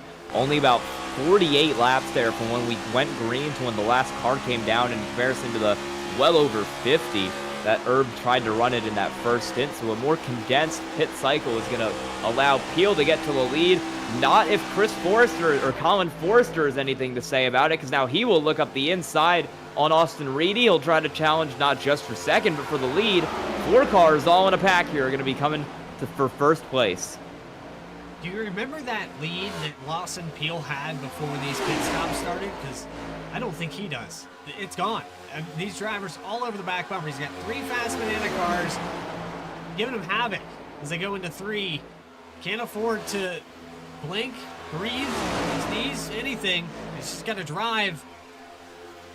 Looks like they're going to handle it right now, but you get those 2 in a tandem like that. There's the momentum to the outside. 31's been doing the outside line better than anyone tonight.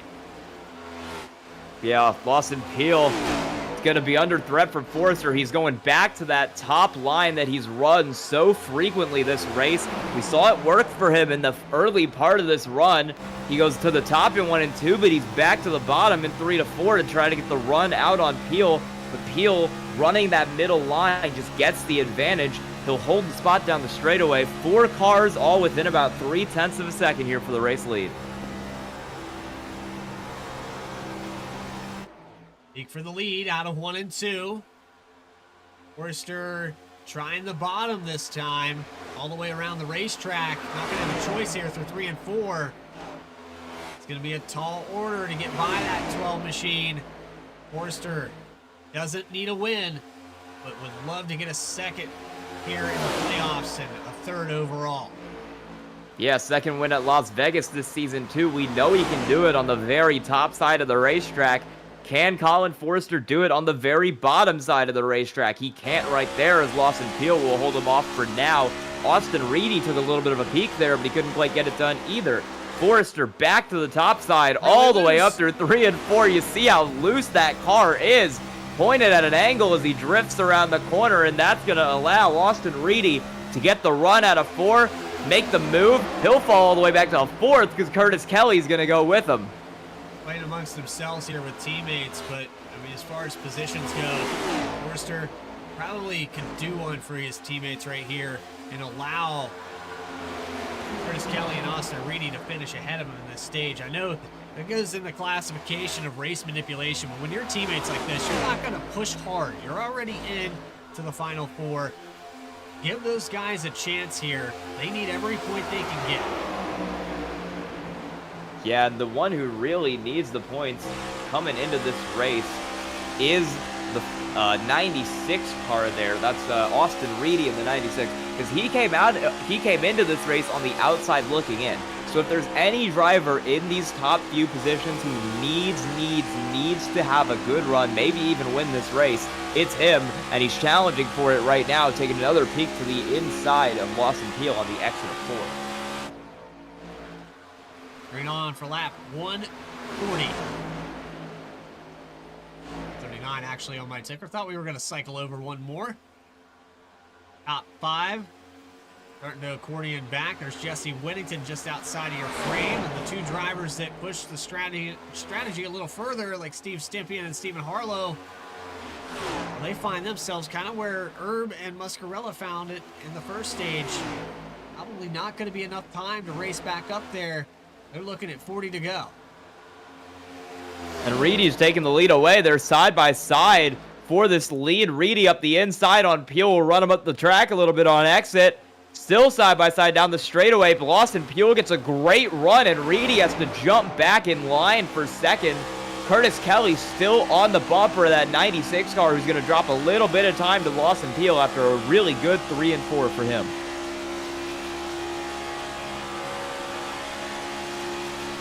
Watch on board of the 12 of Lawson Peel, the different lines that can be ran here.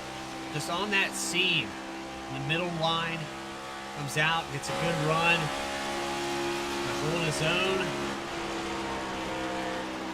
More seam riding through 3 and 4.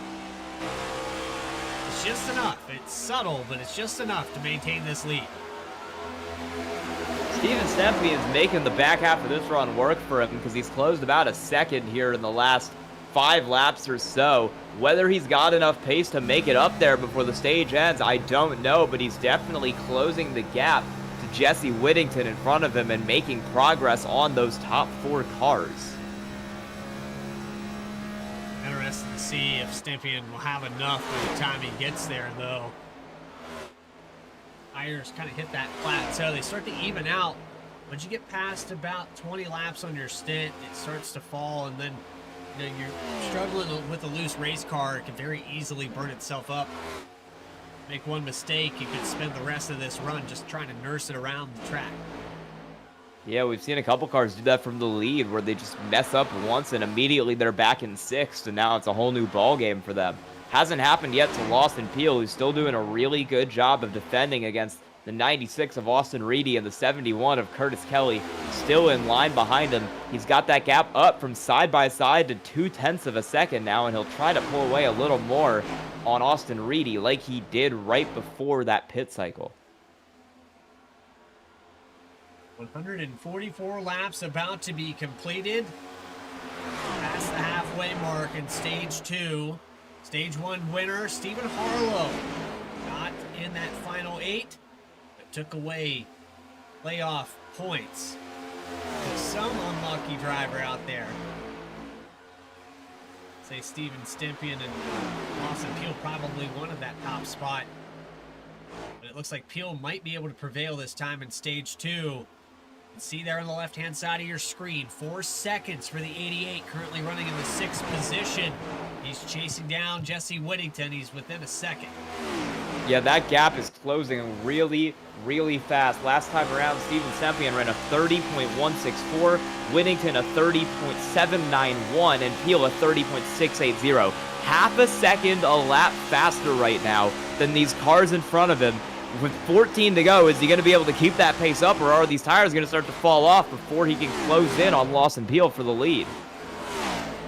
I think with Stephen Harlow, he's kind of in the same boat as well, but not running quite as fast as the 88 of Stympian, about a 10th slower, and that makes sense because there's about a 1 lap difference in tires. So based off of what we're seeing, it's 1/10 per lap almost, and then it plateaus out once you get to about 7 or 8, that starts to slow down a little bit.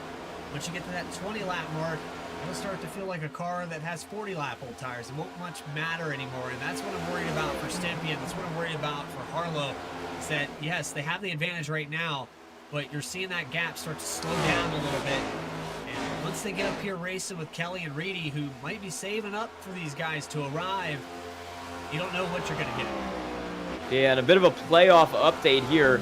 Alex Huffman, he scored 8 laps down in 18th. His internet went out. He had a disconnection from the server.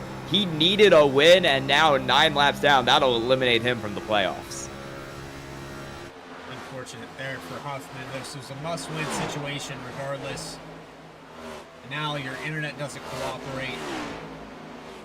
I can sense the frustration. I'm sure we'll see Huffman here in the chat at at some point. I've been a proud supporter of VSPEED. We thank Alex Huffman for coming in and at the very least entertaining us. We get to read the messages. There was one race where I believe the 10 teams said that the car was dead 3 times and ended up coming back to finish in 5th. Hey, already in the chat, PC locked up again and crashed. There you go. That's a shame. 88 car Stempian there, still in 4th. He is moving. He's gotten around Forrester and now setting his sights on the 71 of Kelly. The gap down to 2.3 to Lawson Peel up there in 1st. Curtis Kelly running 3rd. Dropping back. He was right up there with Lawson Peel a few laps ago, and he's gone back to 2 seconds. And now he's going to fall even more back if Steven Stempian can get the run that he's trying to get on the inside. He will. Steven Stempian up to the podium, and with 10 to go in this stage, he is charging for the lead. Still has 2 seconds to catch up to Lawson Peel, but it looks like the strategy might work out. Last time by, 3/10 faster. Got clear of the 71 of Curtis Kelly as Austin Reedy within about a second. On board with the 88. For a couple laps here. Pay close attention to the line. Yeah, Reedy kind of halfway between that 12-car appeal and the 88 of Steven Stempian. Kind of a marker in the middle of these two right now. Gap's now down under 0.2 of a second. Stempian's starting to get loose, though. The tires are starting to wear on that 88 car from how hard he's been pushing it. You see him sliding it on the inside through turn 2. That's going to throw a whole nother wrench in his plans, but he still seems to be just a couple tenths faster on these top 2 cars. He's down to 1.7. 6/10 separate Stempian and Reedy. Carlos worked his way up to 6th position after getting stage 1 win. Like a top 5 for this one. 7 to go. I gotta say, it looks like he can get there. Gap is down to 1.5 for Stempian. He's right up on the back of Reedy now. Reedy slowly falling back from Lawson Peel, and Stempian gaining. Make that gap 0.3 of a second. The interval between these 2 cars right now for 2nd and 3rd. Now it's 2.5 tenths, and it's going to be 2 tenths before long if Stempian has anything to say about it. He's slowing down, but that car is still fast. I'm not sure if he's going to get Lawson Peel, but he definitely looks like he can get Reedy here for 2nd.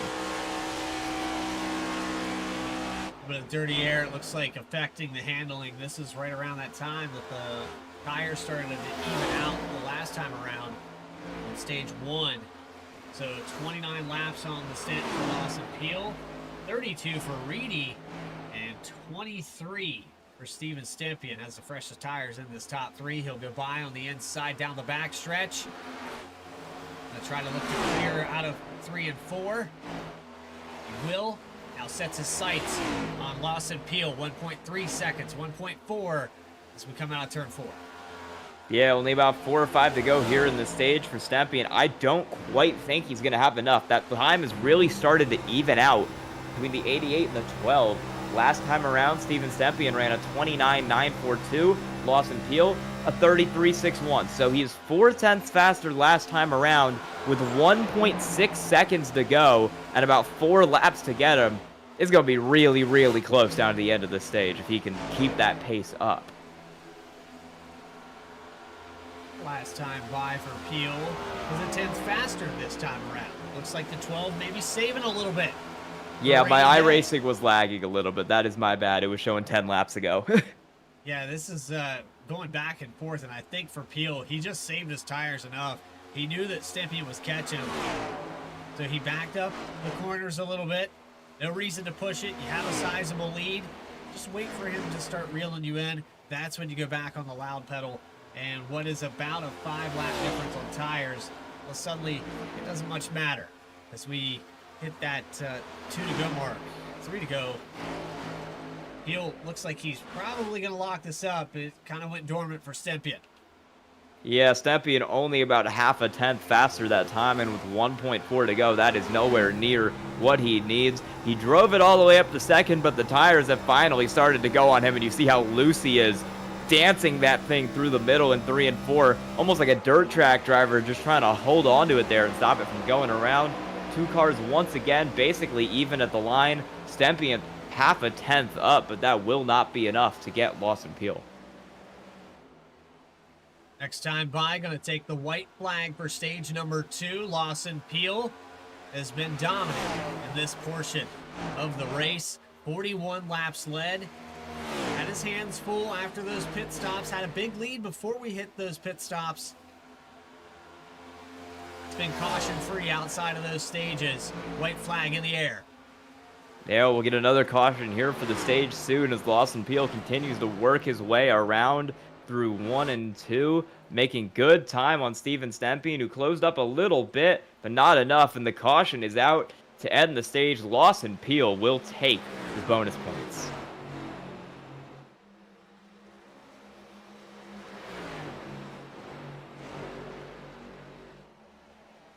He'll come back around to the line. He'll get it here. There you go. Stage winner, Lawson Peel. 42 laps led, 43 laps led in this race now as he takes it that time. Steven Stepien second, Austin Reedy third, Curtis Kelly fourth, and Colin Forrester fifth at the end of the stage. And Muscarello there just on the edge of the top 10. But unfortunate for the 48, he has a lot of drivers that are already ahead of him in the points, ahead of him on this racetrack right now with Peel, Stepien, Reedy, Forrester as well. It's not working out for these guys, and anything that they're calling, they're getting solid runs. I mean, earlier in this playoff, when you had 16 guys up there, the top 10 would cut it, but now you got to be running top 3 every time. You got to have a chance to even get to the lead. Again, we still have the opportunity though, where this race is all said and done, a new driver could win and lock themselves in. Based off of what we've seen so far, there's no implication that we're going to see a new winner. I think we're going to see a repeat.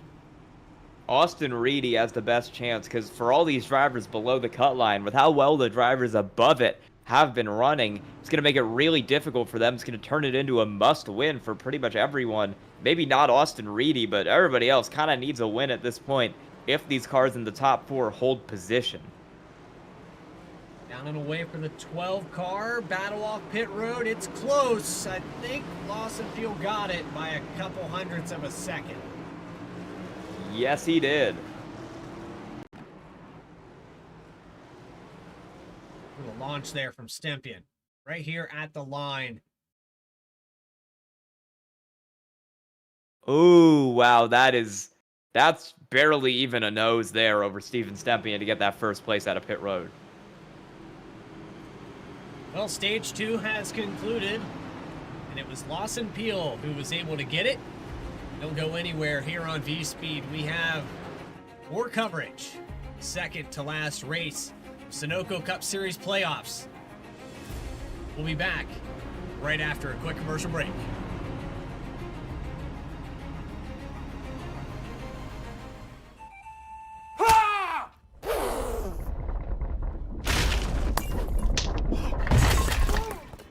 What got into you? At Sunoco, we know how to fuel peak performance. Fuel your best. Fuller, yeah. Needed F-150 for Smith build. Got it. Yesterday. I know. Don't forget my BMW. Gotcha. Check this out. All the major online automotive sites in one place. BMW, done. F-150, done. How's he do it? I can search nationwide. Even those classified sites. Auto Tempest, all the cars, one search. That's how I do it.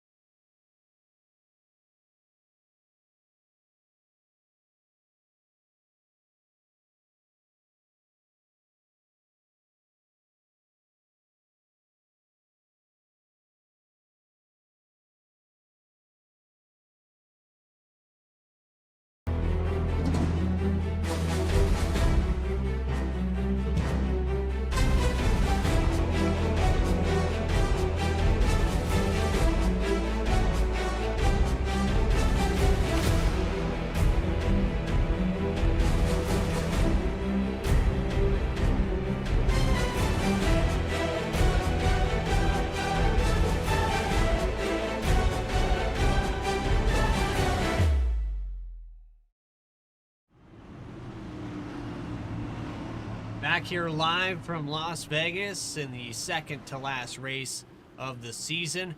Race 19, second of round of 8. We're going to eliminate 4 drivers tonight. 2 stage winners, Stephen Harlow, Lawson Peel. So for tonight, any drivers that were outside looking in, the top 4 has not been favorable.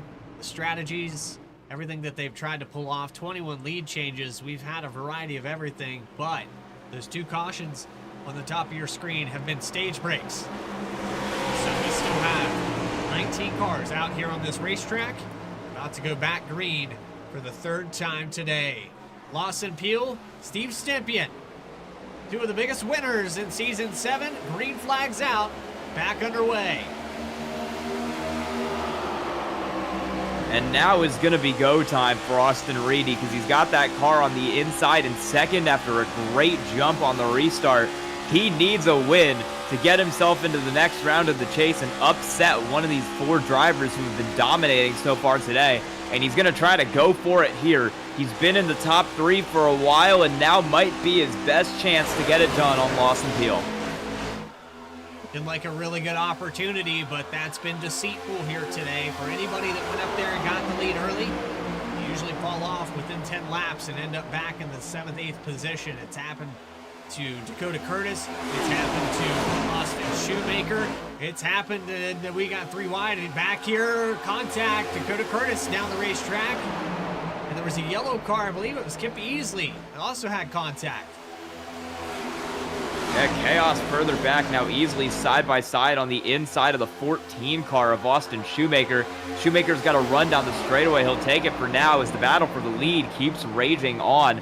Austin Reedy was in the fence a little bit last time through 1 and 2. Now he's got Colin Forrester up the inside of him trying to push for second. Reedy has the better run on the outside. He'll hold it for now.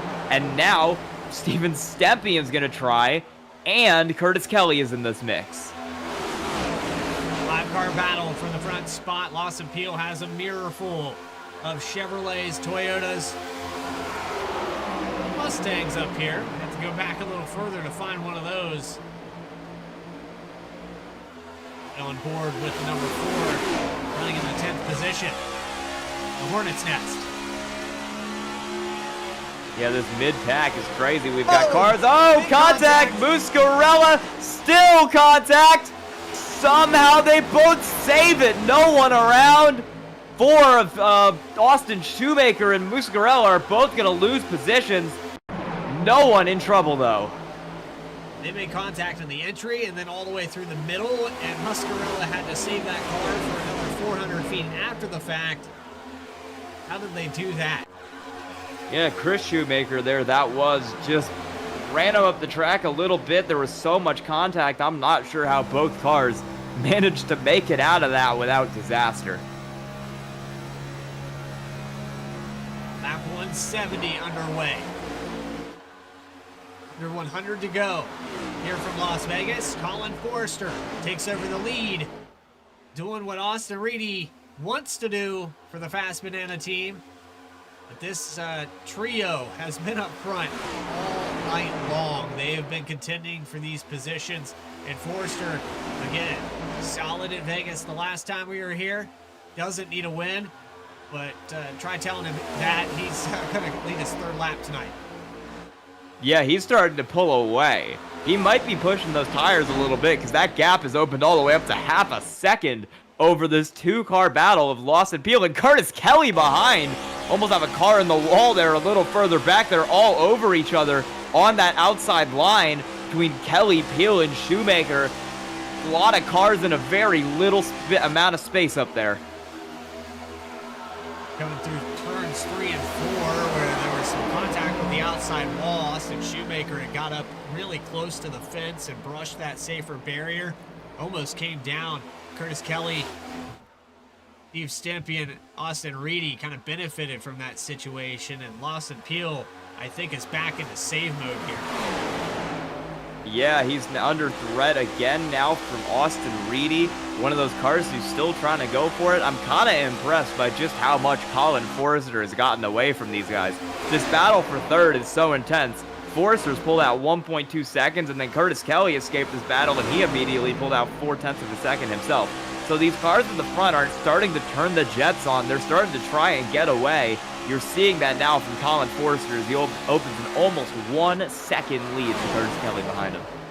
It's a fast banana 1, 2, 3 with Forrester, Kelly, and Reedy. And it's Steven Stympian who just got around the 12 of Lawson Peel. You're starting to see that tempo dial back a little bit as they go single file all the way back to the 4-car. Chris Shoemaker, the top 10. And then just as I say that, they start to look again offset. Yeah, on board further back in the field now, this is Chris Shoemaker in the 4-car working on that 33 machine of Stephen Harlow. We saw it up at the front a bit earlier, but it's fallen back. Now in 9th position, he's going to try to make a move back through the field to get up to the front, but he's got some work to do. Stuck behind Kip Easley and Brandon Banks for the time being. This second tandem of cars from 11th, Alex Muscarella, back to Justin Erb. Richard Swatley, Dakota Curtis, and Garrett Brown all in this second group of cars. Back on board with the 84. Yeah, running in that 14th position as they're side by side in front of him there.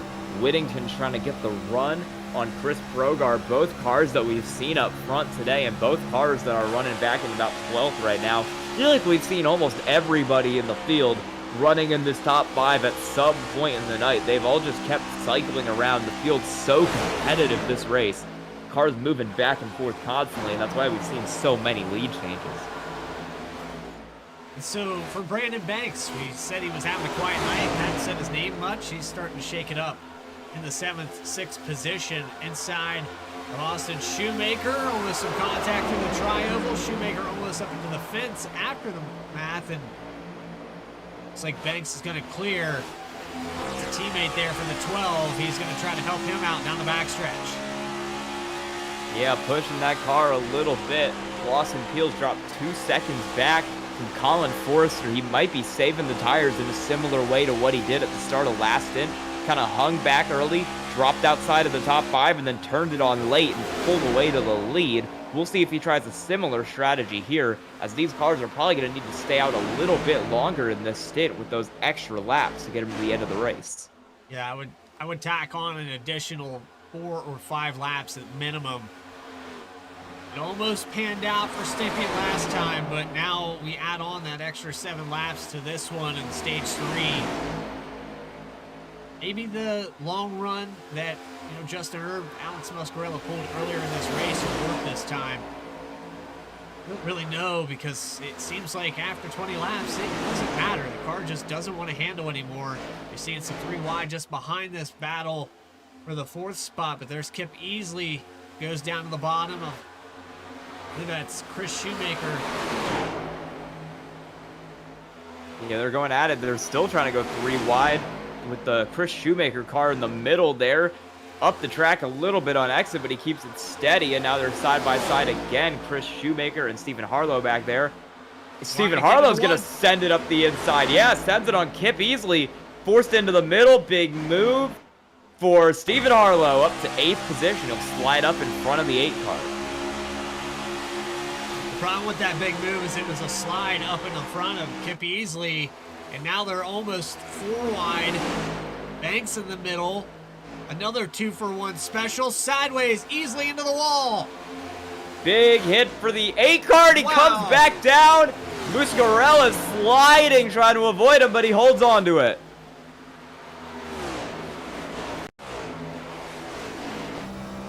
Hold on to it here. Yeah, look at that. Comes down in front of him, drifting down the front straightaway to keep that car on pace. Have to back it up one more time to figure out what happened exactly to the 8 car. There was the 4. Shoemaker got into the right side of him. Look at that one more time from the onboard. Onboard with Chris Shoemaker.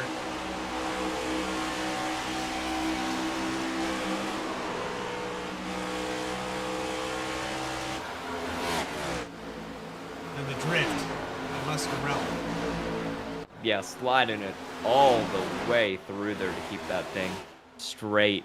We've got about 80 laps to go in the race here, and as we approach the pit window, these cars are really going to have to stretch it. It's 107 laps from 160 to 267. The longest we've seen anyone go this race was Herb, who went right around 55, so pretty much everybody in the field is going to need to do that, stretch these tires around 55 laps both times to get them to the end of this race.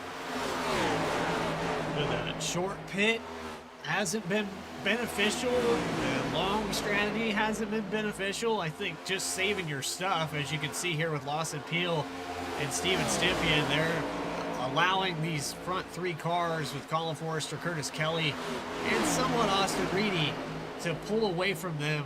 They're not pushing the issue of trying to chase them down. I believe they are saving to see what lap 53 feels like when it starts to get really loose.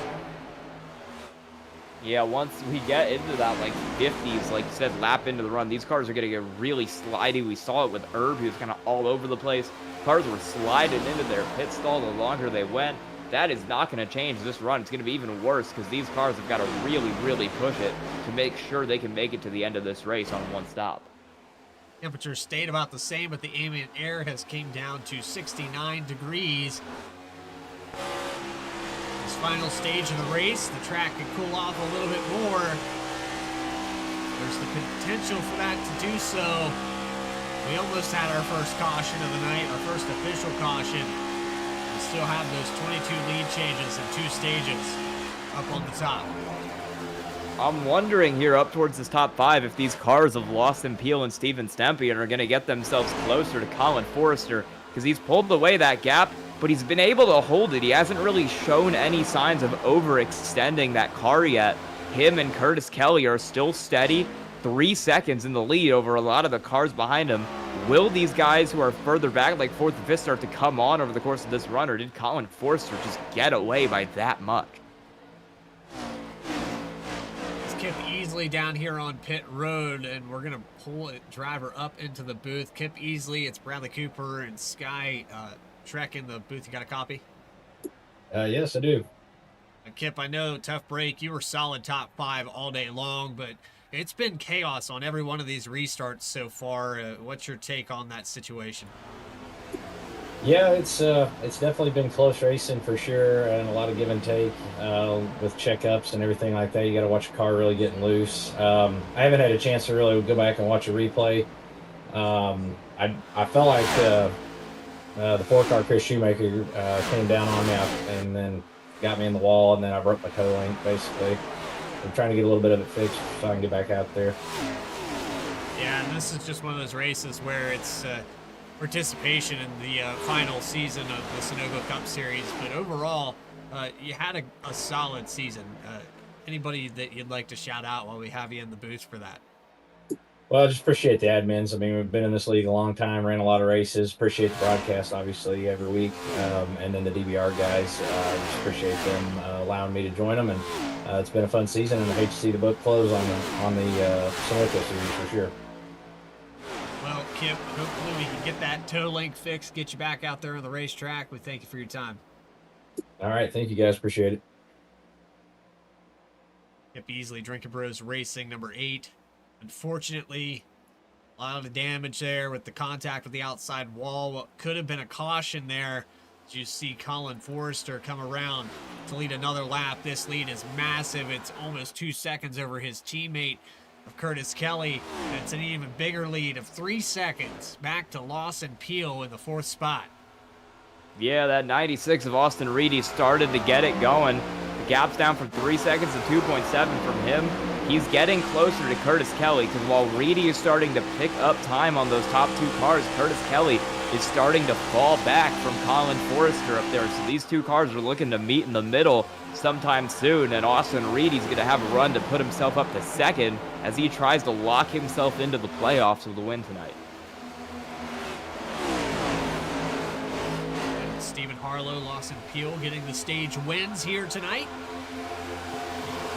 Stephen Harlow swiping away some stage points for the playoff contenders, and Lawson Peel goes up there to pretty much seal the deal. I believe, based off of those numbers, I think Lawson Peel's going to be good to go to Homestead as he looks to the inside of Reedy for 3rd.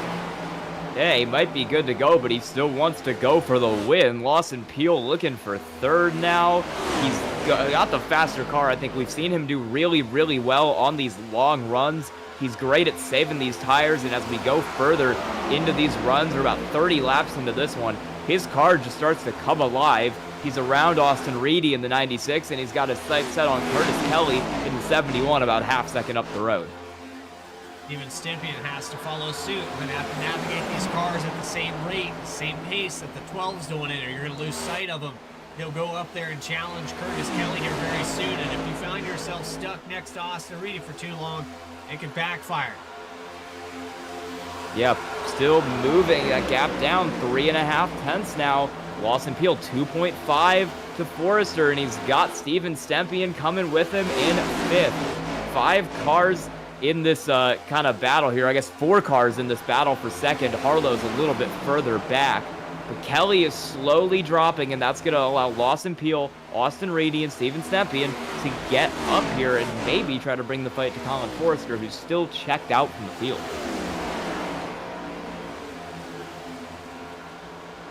So you got to ask, is Forrester starting to save his stuff? You remember Peel had that big lead earlier that he started to save about this time, right around that 30 lap mark. When you start dialing back, you allow these drivers to reel you in, and then you turn it back on. They're out there burning their stuff up, trying to chase you down, and you'll give them a 10th here or there. As you save and progressively nurse those tires back to health, it's a little bit easier because you're the command car. You have the clean air. You're able to run your own line. Pretty much do whatever you want to do if you're the 31 at Forrester right now. Yeah, and if there's anyone who knows how to seal the deal here, it is Colin Forrester, because he ran the last race, he won the last race that we ran at Las Vegas. 2.5 seconds in the lead. He's clearly figured something out, because he is not dropping back to these cars with Lawson Peel and Steven Stempien as fast as Curtis Kelly is. He's done a really good job of managing his pace and holding that lead, and he's only about a pit stop and 60 more laps away from getting it done again. Lawson Peel works his way up to second. Here comes Stempien for third. Keeping right on pace with that 12. They claw their way into the top 3. 2.3 seconds for Lawson Peel to chase down the 31.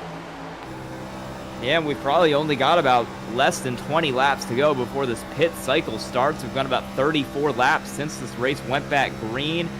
52 or 53 would be splitting it in half, so expect these cars of Colin Forrester and Lawson Peel to start making that turn down pit road here in about 15 or so laps. You'll see the first cars start coming down, and we'll see if they're among those first cars or if they come down a little bit later in the run.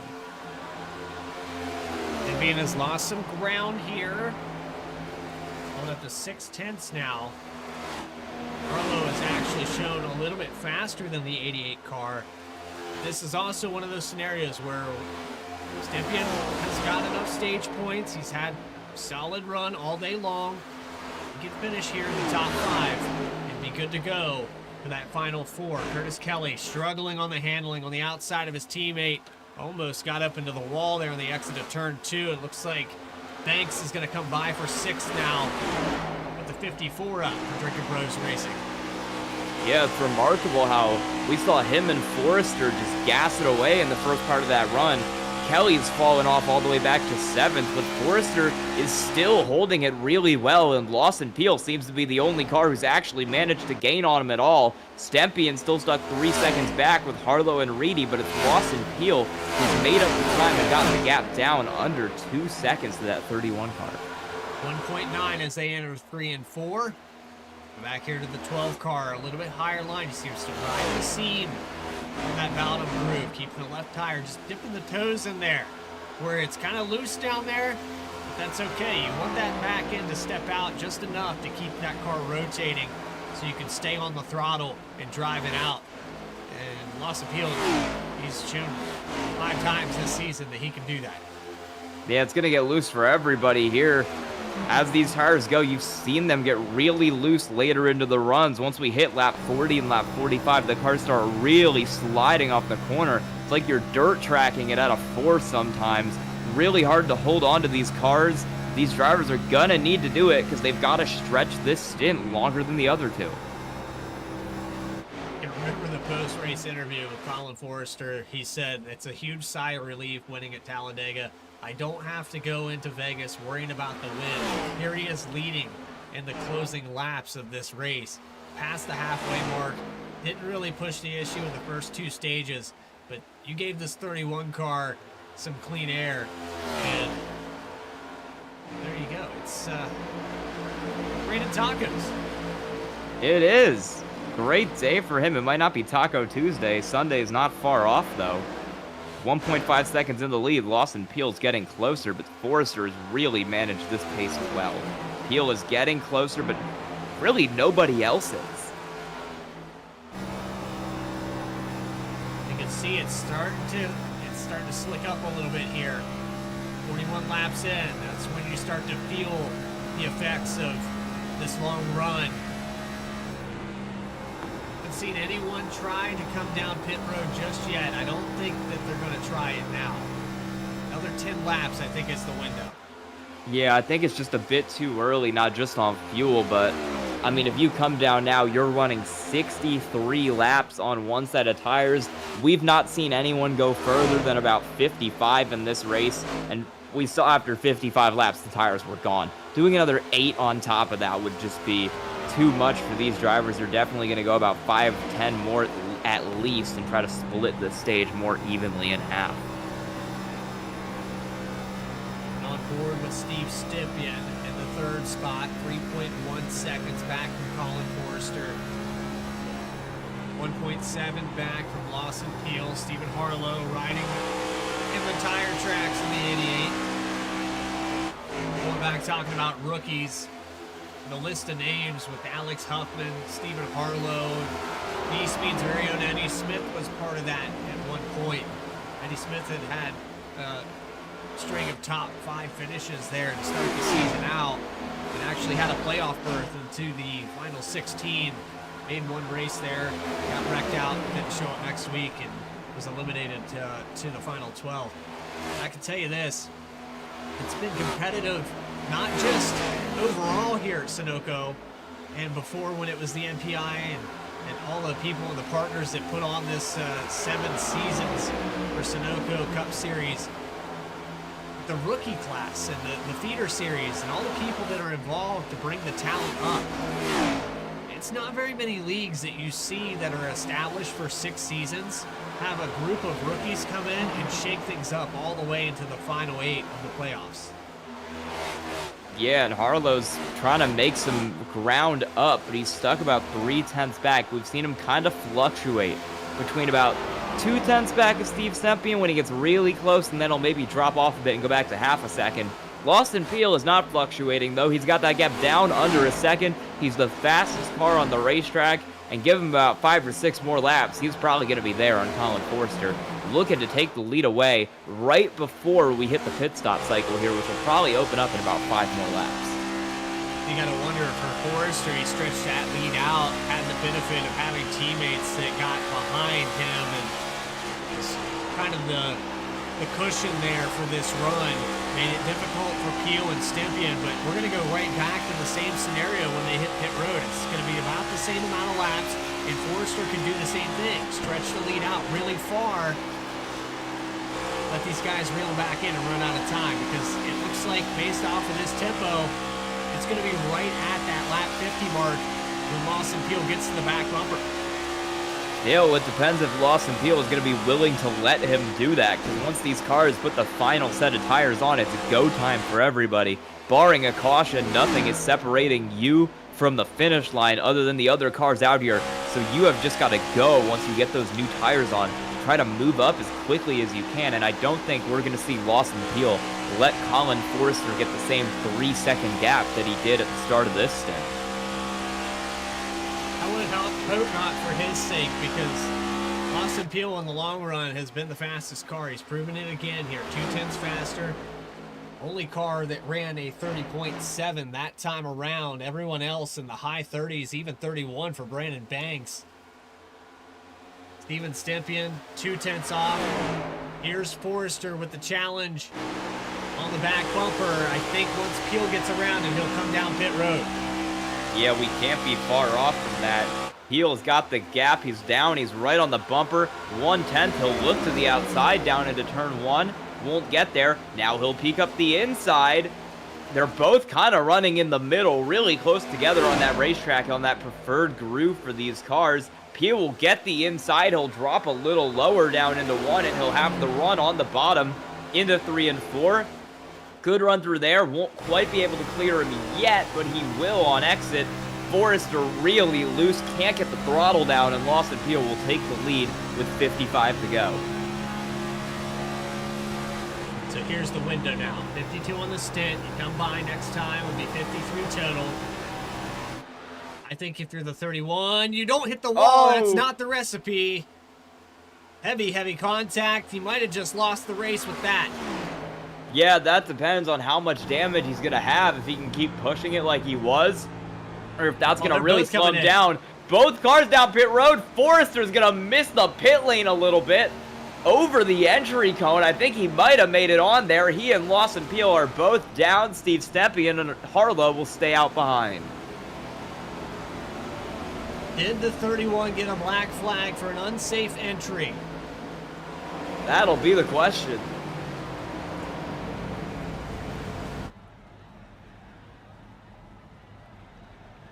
We're going to find out if there's a hold penalty here for the 31 as Steve Stepien stays out. Lawson Peel down and away. And it looks like, yes, a hold here for the 31 team. Wow, and that is going to end his chances to win not just his second straight race in Sunoco Cup Series, but also his second race at Las Vegas this season. And that's a huge break for Lawson Peel, because it was 3 seconds from him back to the nearest competition that wasn't named Colin Forrester. Steve Stepien in his box, getting service now. Looks like Brandon Banks is going to stay out as Stephen Harlow comes in, so we will give the lead over for another lead change here on lap 216. But now the only driver that is competing with Lawson Peel, this guy right here. Yeah, Brandon Banks getting his first laps led of the race with 51 to go, with Austin Shoemaker and Chris Shoemaker both behind him in the 12 and the 2, or in the 14 and the 4 respectively, in those cars 5 seconds back. None of these cars have pit yet. Banks will go one more time, and the laps just keep ticking down in this race. We're at 50 to go. Brandon Banks leading mid-pit cycle. Once it cycles around, it's going to go to Lawson Peel in the 12. And that's a massive lead here for Peel over Stephen Harlow, who was in and out of pit road just now. And it's Stepien who's going to go by, but we're talking about 4 seconds, the gap between the 12 and the 88. So when the 12 Peel does take that lead over, he's going to be in his own time zone. No reason to push it. I don't think he's going to have to really go after anything. Just run his own line.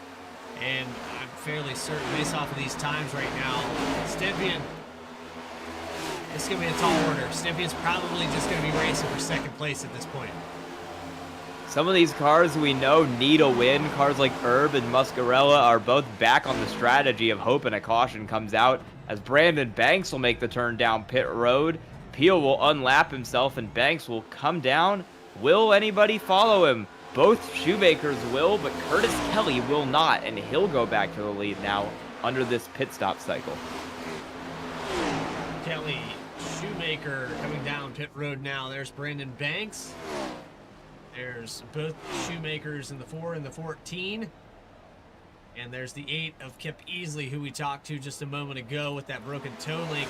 Looks like he's got the 8 back out on the racetrack. 10 laps down, though, in 16. Yeah, Herb is still out there doing a similar thing to what he did at the very start of the race. He might just be hoping for a caution, going to stretch it as long as possible and hope against hope that it works out for him, because he needs a win at this point to advance, and that's the only way he's going to get it, is by trying something on pit strategy. So you're still kind of in that warning area if you're Curtis Kelly, even though you've had the stages and laps led and have the momentum going in for these final 47 laps. It's still one of those situations it's not over. And the yellow flag, you can get caught up, you can get DNF'd, another driver can win, knock you out of this. Let's take another quick look at the points here before we officially, announce anything. Based off of what I'm seeing so far, it's still really tight there around that cutoff line. Yeah, Boston Peel having a great race. Colin Forrester made a very bad mistake, but he still has a win, so he's locked in. Steve Stempien's running second. Curtis Kelly is going to be an interesting one because he's kind of fallen back through the field, not running as good as he was earlier in the race, and he's trying this big long cut strategy to try to get some ground back. But his competition is Herb, who's also on the same strategy, 8 seconds back, and Muscarella, who's kind of been hanging around just outside the top 10 for most of the day. Austin Reedy, he's far back. He might need a win at this point to get himself in. But, the situation there for Reedy, I got a feel for him. I watched him all season, what he was able to do, just being consistent, kind of that Mark Martin-esque season where, wins not there, but points. Just solid points week after week. Here comes the 71 down pit road, 16 to Brown also following. Curtis Kelly, this is going to be hard to factor in. I wish we had some live points, but even then, bonus points and the finishes in these stages, it's going to be hard to figure it all up. Yeah, we know that Peel, Stempien, and Forrester should all be in given their performances in this race with the stage points and how they're running right now. It looks like it's probably going to be down to Curtis Kelly and Austin Reedy for that final spot. And does Curtis Kelly have enough stage points to clear that 96 car that he came in about 14 points ahead of? I do not want to do that math right now. I tell you, I lose my mind for sure. Yeah, it's gonna be an interesting one to calculate after the race because both drivers have kind of been up and down the top 10 with the stage points here, but everyone has come down pit road now with 43 laps to go in this race, and Lawson Peel is going to cycle back around to the lead with Steven Stempien there in second. 3.5 seconds here with just about 40 laps to go. That will conclude our second round. I think we're all cycled through with Chris Progar being the last car onto pit road for this set of green flag pit stops. Don't go anywhere. More coverage will continue in the second round of 8. You're watching VSPEED, the Sunoco Cup Series. Back with more right after this.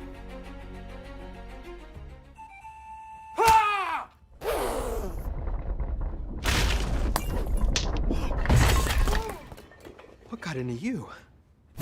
At Sunoco, we know how to fuel peak performance. Fuel your best. Fuller. Yeah. Needed F-150 for Smith build. Got it. Yesterday. I know. Don't forget my BMW. Gotcha. Check this out. All the major online automotive sites in one place. BMW, done. F-150, done. How's he do it? I can search nationwide. Even those classified sites. Auto Tempest, all the cars, one search. That's how I do it.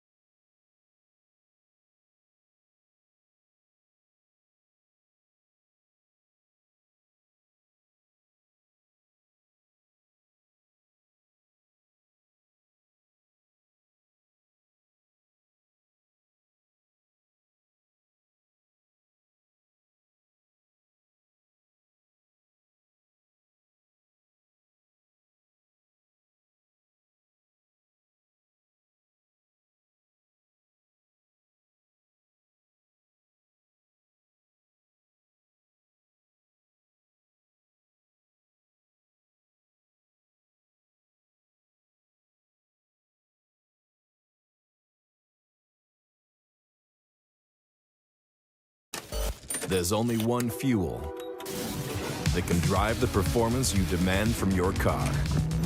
New 94 Octane, the highest octane on the market, only at Sunoco.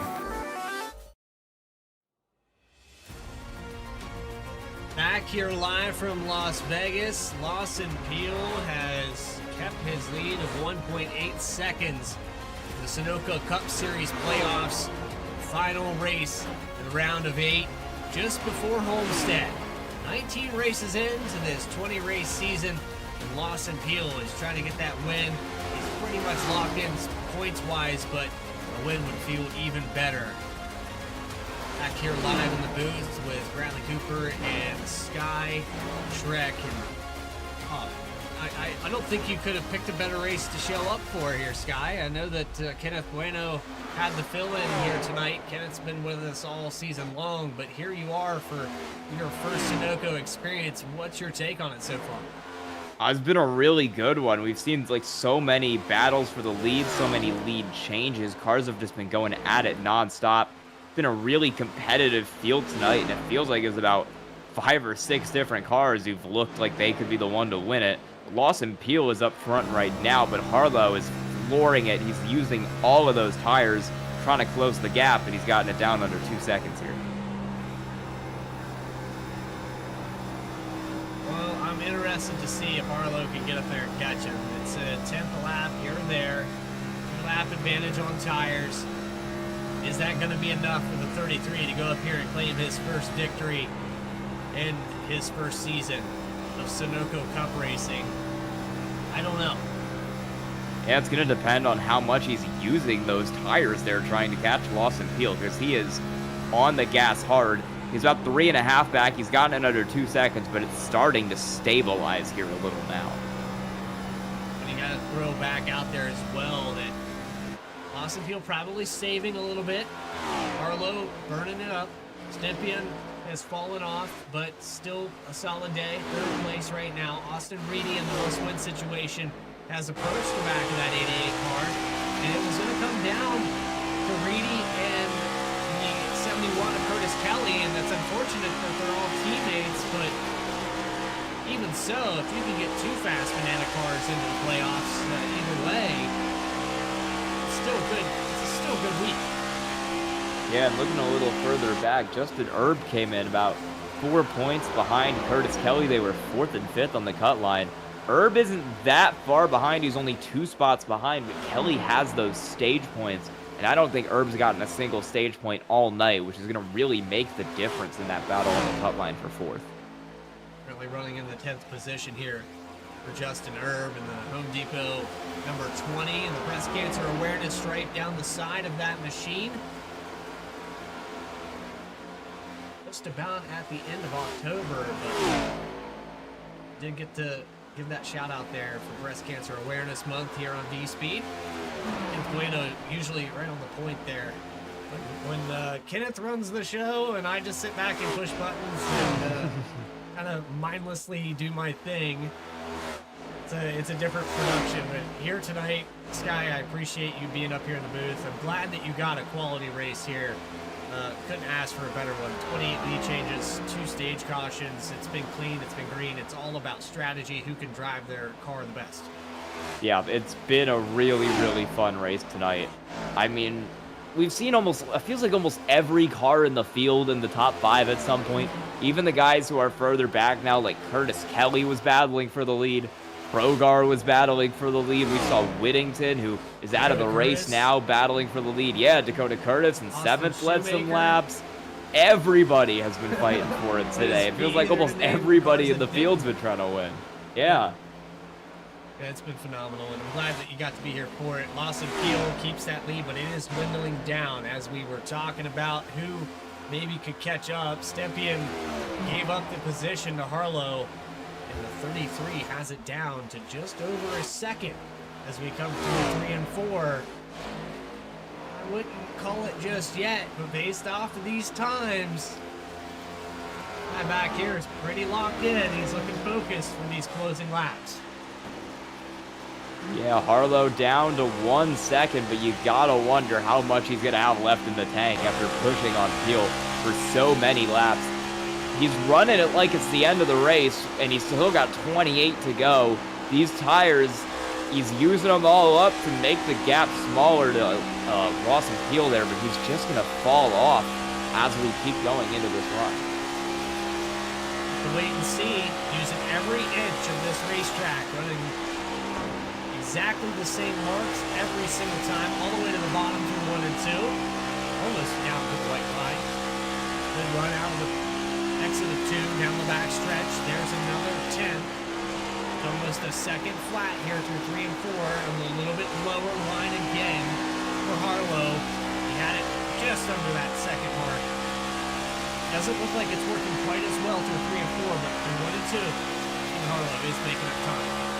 Yeah, Lawson Peel at a 30.837 last time by, with Stephen Harlow at a 30.714, picking up a tenth that time, but the lap times between these two cars have really started to stabilize over the last 5 or so laps here. Harlow is not gaining as much time on Peel as he was, but he is still a little bit faster. Peel has the best long run car in the field though, so I'm kind of expecting him to just use those tires that he's saved over Harlow and start getting away here over the last 25 laps. We've seen him do it multiple times this race, and with him in clean air leading this race, I don't see why he can't do it again. There's Dakota Curtis in the 8th position. Led 9 laps, started in 7th. It's the day you want right there if you're the 43 team. Just put those top 10s together. Happy that, the later part of this season is kind of brought back. I think for Dakota, it was just a really frustrating start to season 7. And so when you're hosting a league, you've got that responsibility. You've got all of these responsibilities of driver count and sponsorships, getting your car personally on the racetrack, and then things don't go right. It kind of takes the fun out of it. I think that might have been part of what was going on, and I don't speak freely for Dakota Curtis. He probably has his own opinion on that situation. From outside looking in, it just looked like a really frustrating start to the season. Went to Daytona, he led some laps, got caught up in some stuff there on the backstretch, got tore up, wasn't ever able to recover. Go on to next week, more of the same, just up in the top 10, suddenly the race goes bad. It's just, eventually, we're going to put one together, and for the 43, that was tonight. Yeah, we even saw him up battling for the lead, getting laps led in the early stages of this race. He's shown a lot of pace tonight. Back in 8th right now, but that's still a pretty solid run for that 43 car in the top 10 tonight. As the gap is really starting to stabilize between Lawson Peel and Stephen Harlow, he is not gaining time like he was before. That gap is stuck at about 1 second between those two leaders. And you also got to factor in now, we have the 31 of Colin Forrester, who had unlapped himself. Remember, the 31 made a mistake on pit road entry, got that hold penalty, put him 30 seconds extra down in the pit lane compared to everyone else. He briefly got his lap back, but has since fallen back a lap down. Here comes the 33 of Harlow. Trying to clear. Yeah, he kind of hits him at a bad time there, right on exit of the corner. Will not help the run for that 33 car, and he'll lose a tenth just down that straightaway as he continues to try to chase down Lawson Peel with 20 to go. He's going to try to get there, but what happens when he does get there is going to be the big question. Can he actually get around him? Does he have the tire life left to try to make a move, or is Lawson Peel going to be able to pull away with tires that haven't been pushed quite as hard up there in the lead? See that lead down to about 9 seconds flat. And Harlow's doing a heck of a job. He's convincing me, but then this time through 3 and 4, it wasn't a good exit. You see the lead go back up a little bit. I think Peel is just kind of on that maintain the gap to 1 second. Once it dips below 1 second, start hitting the pedal a little harder, push to the limit, change your marks up, and go back into cruise control mode. Yeah, Harlow is definitely feeling the tire wear. That's why he's not getting the run out of the corners, is he's so loose on exit. He can't put the power down, and it's costing him a lot of time. He's falling back from Lawson Peel, lost about 0.2 of a second that lap.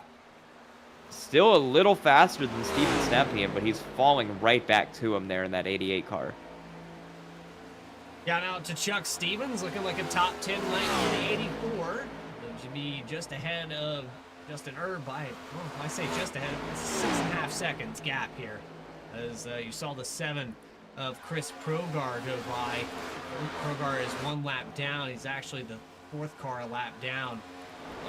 Everyone from 11th position on back is a lap or more down. We have 6 cars out of the race here tonight. Kip Easley, Jesse Whittington, Alex Huffman, Shane Wyatt, Casey Knighton, a very early exit, and Chuck Phelps, also an early exit to the day behind the wall. Chuck Pegleg Phelps had the camera here today. Wasn't able to get it up there in time for Chuck. So I want to apologize. It was just not a good start. 229 laps down as we are under 20 to go. Yeah, Shane Wyatt also a disappointing early exit. He had a really cool paint scheme for this race. A little Halloween, headless horseman type deal, and he couldn't even get it on because he didn't last more than about 40 laps into this race. So it's went back to 1.5 seconds. Harlow got around the 31, and then that lead started to grow back up. And how many times have we talked to Stephen Harlow in 2nd or 3rd position this season? I've lost count. 33 has been on the cusp of winning one of these since week 1. Yeah, and he's just fallen back now. The pace isn't there like it was as he continued to push the tires. 15 to go. Lawson Peel's the fastest car on the racetrack, and I don't think anyone's really going to be able to stop him. Harlow was 2/10 slower last time. We'll see what he is at the line this time. There's championship implications Harlow about here. a 10th faster. Yeah, here's the battle for 5th. This is Curtis Kelly and Austin Reedy. These two are the 2 drivers who are having the best runs of the ones that are on the bubble. They're side by side. Curtis Kelly has been driving back through the field here up to 5th, and now Austin Reedy is his latest victim, dropping back to 6th. And he's in the fence, too. Wall there, just a little piece of it out of the exit of turn 2. There's that dirty air off the back of the 71, and the 5-hour energy driven by Curtis Kelly might just set sail. He's got a 10-12 lap advantage on tires here. Yeah, that's going to really help him out over that 96 car. He had the run early, but as the runs continued, as we've gotten about 84 laps now since the last caution, Austin Reedy has just started to lose it. He's fallen further and further back, and now he's got Curtis Kelly up in front of him. He's going to look up the road to the 4-car, Chris Shoemaker, if he can clear Reedy, because Reedy is going to fight back on the inside for 5th. That's impressive with that big of a difference in tires from the 96 to even have a shot back to the inside. Incredible move there. Just over 10 to go, and the 96 not wanting to give up this spot. He sees the whole season all the way out of turn 2. Got them all again. Yeah, not great. Shoemaker's kind of fallen back to these 2 cars, particularly Curtis Kelly.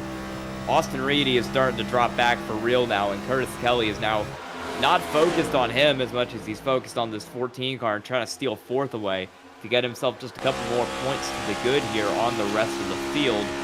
As Steven Stempien has started to turn it on. He's gained a lot of time. Picked up 2/10 on Lawson Peel last time around. Gap down from 3.5 to 2.5 with 10 to go in this race. He's making his way up towards the 33 of Stephen Harlow. Yeah, he's got Harlow down to just a second. I think he catches the 33, but Peel probably out of reach here before the end, as we'll hit 10 to go this time by. Yeah, I see the 88 realistically. Definitely going to catch the 33, but it's going to take a big mistake here from Peel. He does have lap traffic in front of him. Yeah, that is going to maybe throw a wrench into things, but with the track, it's bigger than some of the other tracks on schedule. You know, you go to a track like Bristol and lap traffic can really play a factor in things. This is a 1.5 miles. You've got a little more space to spread out at Vegas, so it shouldn't be as much of a detriment to Lawson Peel, but he is still going to have to deal with the dirty air off those 2 cars in front of him there of Alex Muscarella and Justin Erb, currently running 10th and 15th 1 lap down, respectively. Harlow does have a mirror full of Stempien, and there's the 31 of Forrester locked into the playoffs. The final round of 4 after the win at Talladega. Look to see him interfere too much here, but he does have the guy who is inside that will most likely be joining him at Homestead Miami Speedway. Last time around, Steven Stempien ran a 6.70.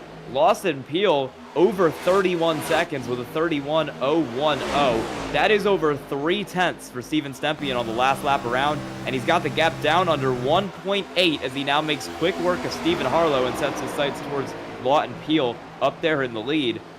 He's definitely trying to get him. 8 laps to go. Let's see if he can do it at that pace.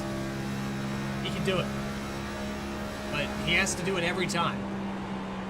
He's got to go, for sure.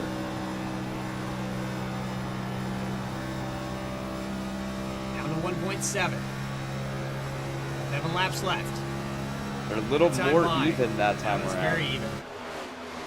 I think Peel was in that lap traffic, and that's what caused that. Yeah, Stempien only picked up about 1/10 of a second there. 30.924 as opposed to 31 flat from Lawson Peel. So the gap's starting to even out as we head to 6 to go in this race. Steven Stempien's trying his best, but he might not be able to get there in time. Either way, though, this is the chance to go win a championship. For Stempien and all the things that he's had to overcome, it's a chance for Lawson Peel. We're going to reset everything, and it's all going to be back to a level playing field. Herb in front of Peel on the exit of 2. And this is, like I said, it's a chance for these guys. All you want is to be part of that Final Four, and at that point, it's whoever finishes the highest. Your bonus points and all that don't mean much anymore once you reset. It's a very unique situation with 5 to go. Really tight out of 2 there for the 12. Yeah, Peel got another lap car in between himself and Stempien back there. Herb now in the middle of these 2 cars. Peel, Stempien, and the 31 of Colin Forrester back there in 11, we know are all pretty much locked in, given their performance today, their performance in previous weeks, all the stage points that they've gotten. The question is going to be, Curtis Kelly or Austin Reedy? It's looking like it's going to be Curtis Kelly, pending the stage points being added. He's 1 spot ahead of him, and he came into this race about 14 points in front. Pending the stage points, it's looking like it'll be the 12, the 71, the 31, and the 88 in Homestead. Leads down to 1.1 now. Yeah, 3 laps to go. He's closing, but I just don't think he has enough time. He was 0.14 faster, but he would need to get 1 second over 3 laps. He needs to go a little faster than that. Really going to push it here. Going to be perfect for these next 3. 2.5 now.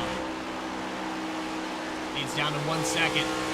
Really driving it in here for the 88. That's pushing it to the max. Not enough. Peel is going to pull back away. 2 laps to go. And the 12 of Lawson Peel, who would have pointed his way in regardless, looks like he's going to lock himself in on a win. He'll be the other winner in the round of 8. As we go to turns 3 and 4, white flag in the air. One more time around for race 19 at Las Vegas. Lawson Peel, Steven Stempien, and Stephen Harlow, the top 3. Curtis Kelly and Austin Reedy. Playoff implications still unsettled there for the 71 and the 96. We'll get an official tally down the backstretch one more time. The lead down to 6/10. Stempien giving it all he's got. Lawson Peel has just enough cushion. He can float through the throttle out of 3 and 4. Lawson Peel locked into the playoffs in the final round at Homestead.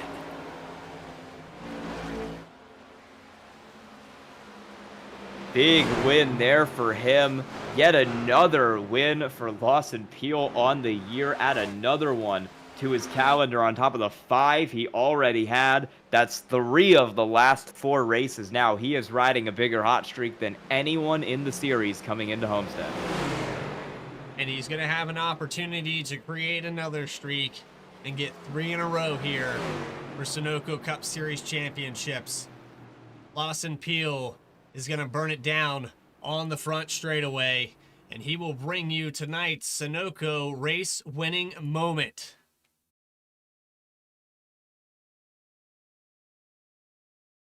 We lost some audio there, but that's okay. So for Sunoco's race winning moment, more drivers depend on Sunoco fuels and any other fuels combined.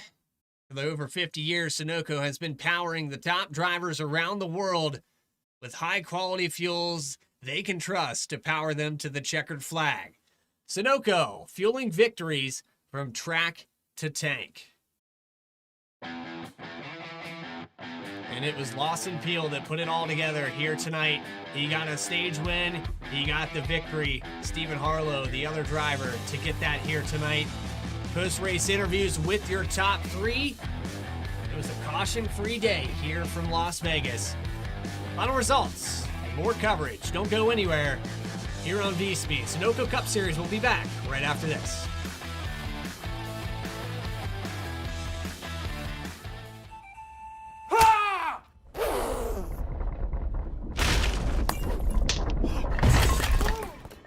What got into you?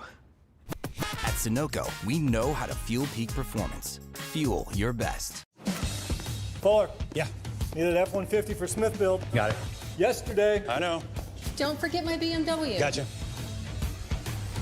Check this out. All the major online automotive sites in one place. BMW, done. F-150, done. How's he do it? I can search nationwide. Even those classified sites. Auto Tempest, all the cars, one search. That's how I do it.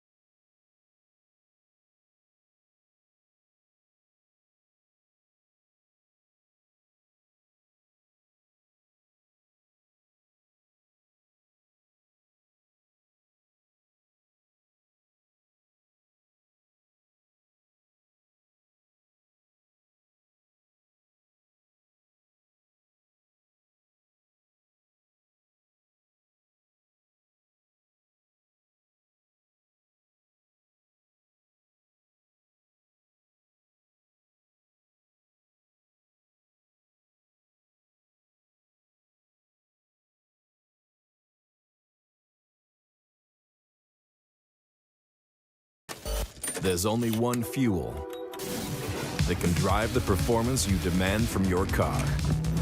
New 94 Octane, the highest octane on the market, only at Sunoco.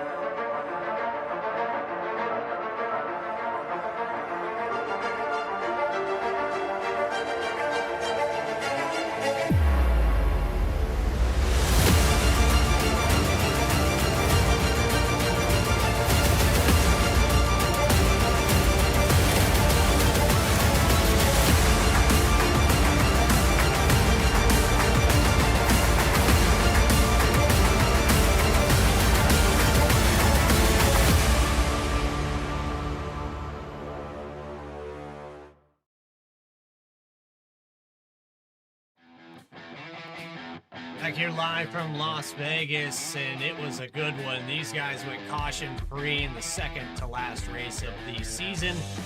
The Sunoco Cup Series playoffs has tightened up that much more.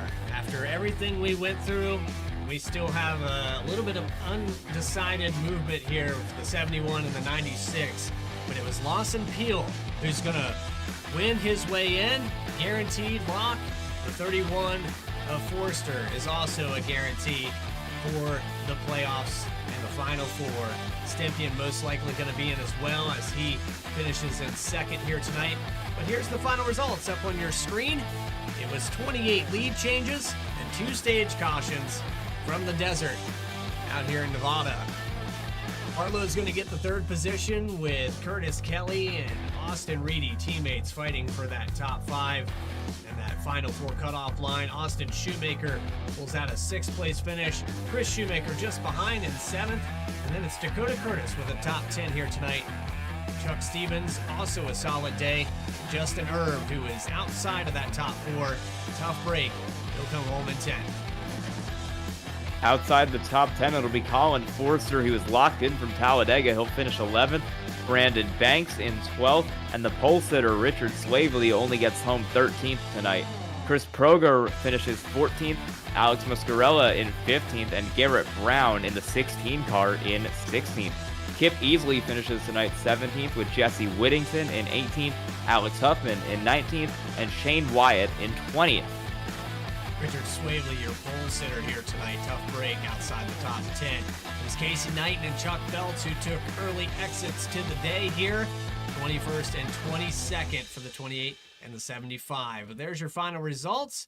And with that, we're going to bring up your race winner. It's Lawson Peel in victory lane for the 6th time this season. Putting it all together here from Las Vegas. Lawson Peel, I got to say, man, you are on a hot streak. You're riding the lightning into Homestead. Is anybody going to be able to beat you at another mile and a half? Well, it's we've had 2 really good races there 2 years in a row. So I know it's going to be a great race, and I know the guys are going to be prepared. So hopefully I'm going to be prepared to. I ran a bunch of officials there this week and in NIS. So got plenty of laps in, and we'll just see. I know kind of how I want to approach the race, but I think I was a little too overconfident last year, and Stempien was really, really fast in the race, and all 4 contenders were. So I think any of us could have won, and that was evident by us being 3 wide for the championship on the last lap. So looking forward to it. Probably my favorite track, and just psyched that that's going to be our venue. So yeah, and peaking at the right time here, and trying to just get hot and stay hot and ride that momentum all the way through. I know I've talked about peaking at the right time and the wrong time before, so hopefully this is the right time and we can keep it going. Speaking of peaking, you come out of this race with 95 laps led. You started without a qualifying time back in 18th. In those first stages of the race, it looked like you had clawed your way through the field relatively quickly, but talk about the transition of the racetrack from the start of this race to the very end, and maybe because of that run from the back of the field, maybe it was a little different. Yeah, I think I got a slow start there in the first stage. It took me, quite a few laps to kind of break through that first pack and then catch up to the front pack. And then Curtis Kelly and my teammate Kip and I were pushing really hard after the pit stop to try to get up there to have a chance to win the first stage, and just took the tires to the absolute limit and couldn't do any more. So almost got there, but drove the second stage pretty good. And Stempien made a big charge at the end of that stage, which I didn't think he was going to be able to keep that up as long as he did. So, I had that in the back of my mind. And then on the third stage there, again, Colin just got way out there and kept thinking he's going to start coming back anytime, and he really never did, and not till really late. So it was just all kinds of different strategies and kind of, methods of attack, if you will, whether you're going to push or save. I just kept trying to run that comfortable pace. It felt like about a 90% pace all night, and stick to that line that I was running. And felt like if I just kept driving it the same way the whole run, that would help me, and I think my long run pace was pretty good there. So Stimpian mounted another charge there at the end and about got there. So was just trying to hang on and keep the tires under me, but it did get a little loose on the long run, so had to manage that. Well, win number 6 on the season and a chance to win your 3rd championship here at Sunoco. Lawson Peel, is there anyone that comes to mind that puts this SpaceX numbers 12 on the racetrack? Yeah, thanks to Joe Sanchez for painting it. Thanks to Sunoco for sponsoring the league, and thanks to Dakota Curtis and Dustin Reeves. Thanks to you guys in the booth, everybody at VSPEED. Thanks to Paul's Setup Shop and all my Drinking Bros teammates, and just really impressive tonight. Only not have any cautions for cause or anything like that. Just to race it all the way through. That was fun, and enjoyed racing with the guys. Appreciate your time. Lawson Peel victorious at Las Vegas, punches the ticket to Homestead in the final race. Yes, sir. Thank you. With that, we move on to our 2nd place finisher. Sky has caught up with Steve Stimpian. Hey, Steve. What's going on, guys? We saw you make a really hard charge there towards Lawson Peel in the lead over the last about 20 laps or so in the race. So kind of talk us through your strategy for the end of that stage. I was just, I know we had a long last stint there, so it was just manage my stuff. I wasn't really concerned about, trying to win. I was more concerned with just trying to lock myself in for the final 4. I know I had speed all night, and I know if I could save a little bit more, I could probably lock in a top 3. And I saw in the chat, I wish the hammer would have dropped a little bit sooner. I should have dropped the hammer a little sooner and started going before I made the move with about 20 to go. If I had another lap or 2, I probably would have had him. I was running some good pace. I switched to the bottom on the last 20 laps, and it was just digging. But great run, though. I mean, I'll take it. Get some momentum in for next week. Yeah, I was going to say, we don't have the live points, but given your finish and your stage points, seems pretty likely that you'll be locked into Homestead pretty comfortably next week. So take us through the strategy for that, and if you can build any momentum for that race with this 2nd place finish. Yeah, I mean, that was the goal all night, just be in the top 3 each stage and try to have a good finish to lock myself into the final 4. It's been a long, tough season, and especially coming off last year's final season finale. I think I led the most laps at Homestead. I think I had like 200 laps led or something like that, but I was pretty dominant. And then, me, Colin, Lawson racing 3 wide and turn 2 in the last lap.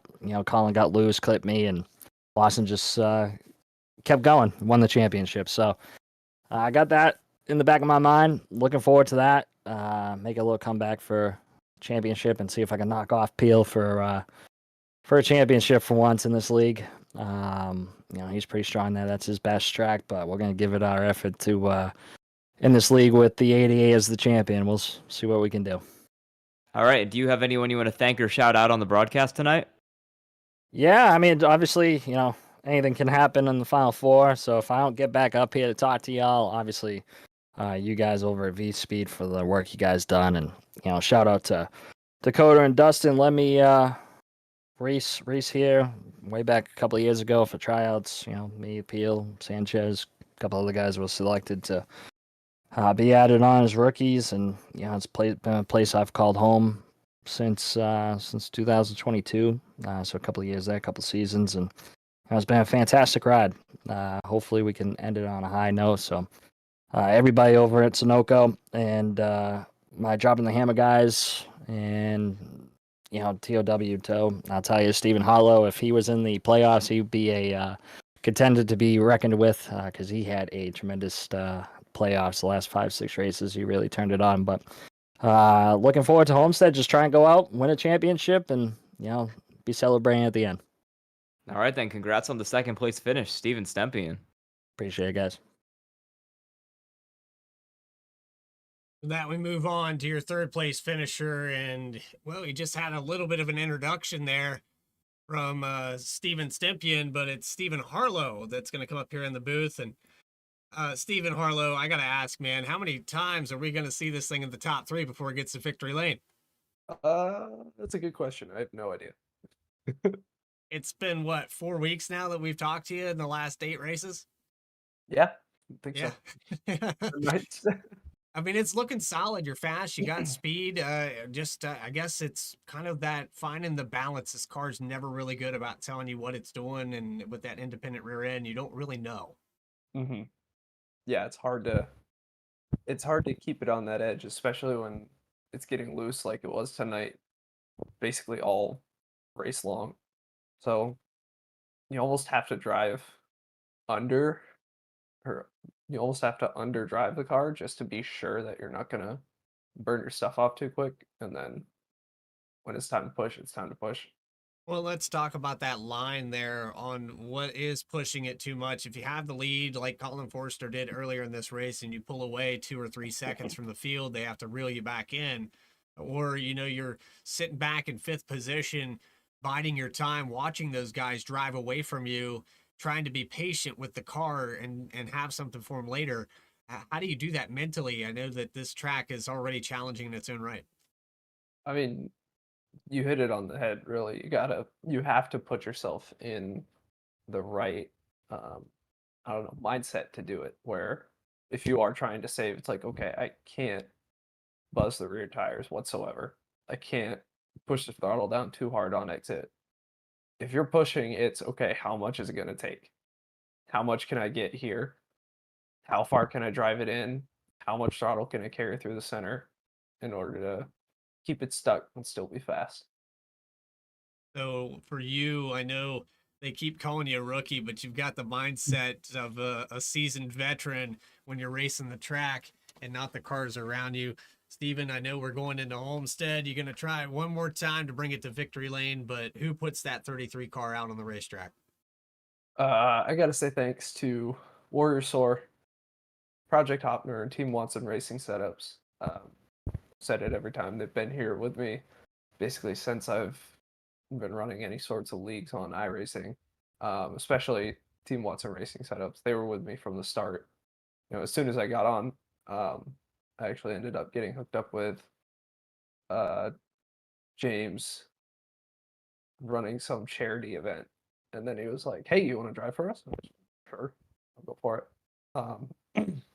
Gotta say thank you to all the guys at DTH TOW. Big props to Stempy for how smart he was at the end of the race. Once I got near him, I was telling him, I'm going to push and see how close I can get. And he was thinking exactly the opposite. He was like, I'm going to take care of this until like 30 to go and then start pushing. Okay, we'll meet in the middle and see where we fall. And then lastly, got to thank my family, my parents watching at home, my girlfriend in the other room. Without their support, a lot of this wouldn't really be possible. I wouldn't keep coming back every week. Well, with that, Harlow, I hope you do go out there and upset all of them at Homestead. You got the momentum in your favor. The 33 looks fast, and definitely would be a contender if you were in this this final 8. Man, you would have definitely been there for the final 4. But just go out there and get a win, man. Just go out there and do what you got to do, and maybe we'll get to talk to you one more time here before we wrap it up at Sunoco. You got it. I'm going to do my best, and I hope to see you at the end of the race. Take care, man. Thank you. You too. That was Stephen Harlow, your 3rd place finisher here tonight from Las Vegas in the second to last race of the season. This is going to the final 4. It all comes down to this. How about it for next week? Homestead Miami Speedway. That will be November 10th at 8 p.m. Eastern Time in the season finale for season number 7. You can catch us here on VSPEED. Make sure you have that subscription button pressed and turn on your notifications. It's the final 4. Lawson Peel, Steven Stempien, Curtis Kelly, Colin Forrester. We're going to duke it out. A lot of familiar names from last season. Maybe we'll see them 3 wide out of turn 3 again. We'll have to wait and see. But yeah, hit it on your calendar. Also have some more racing this week on VSPEED as well. Make sure you tune in to the Overtake iRacing League Multi-Class Series. I'll be going live at 9 p.m. Eastern Time, Monday. Then Tuesday, we've got BTDY, QSR, Sim Racer Hub, Racing Revolution on Wednesday. There's so much racing left to be done here, and it's just, yeah, I enjoyed every second of it here. Sky, I'm glad you were up here in the booth with me. Any final thoughts before we take him to Homestead? Yeah, that was just a really exciting race. We saw so many battles for the lead, cars fighting each other all throughout the top 5. That was kind of everything you want in one of these intermediate races. It was really clean, really fun, and I think it sets up really nicely for the championship for next week at Homestead. So for Dakota Curtis and the entire admin team at Sunoco Cup Series, for Adam Baker at VSPEED, my colleague in the booth, Sky Schreck, filling in for Kenneth Bueno, I'm Bradley Cooper, telling you to have a good night from Las Vegas. It's on to the season finale in 2 weeks' time at Homestead. Stay tracking, everybody.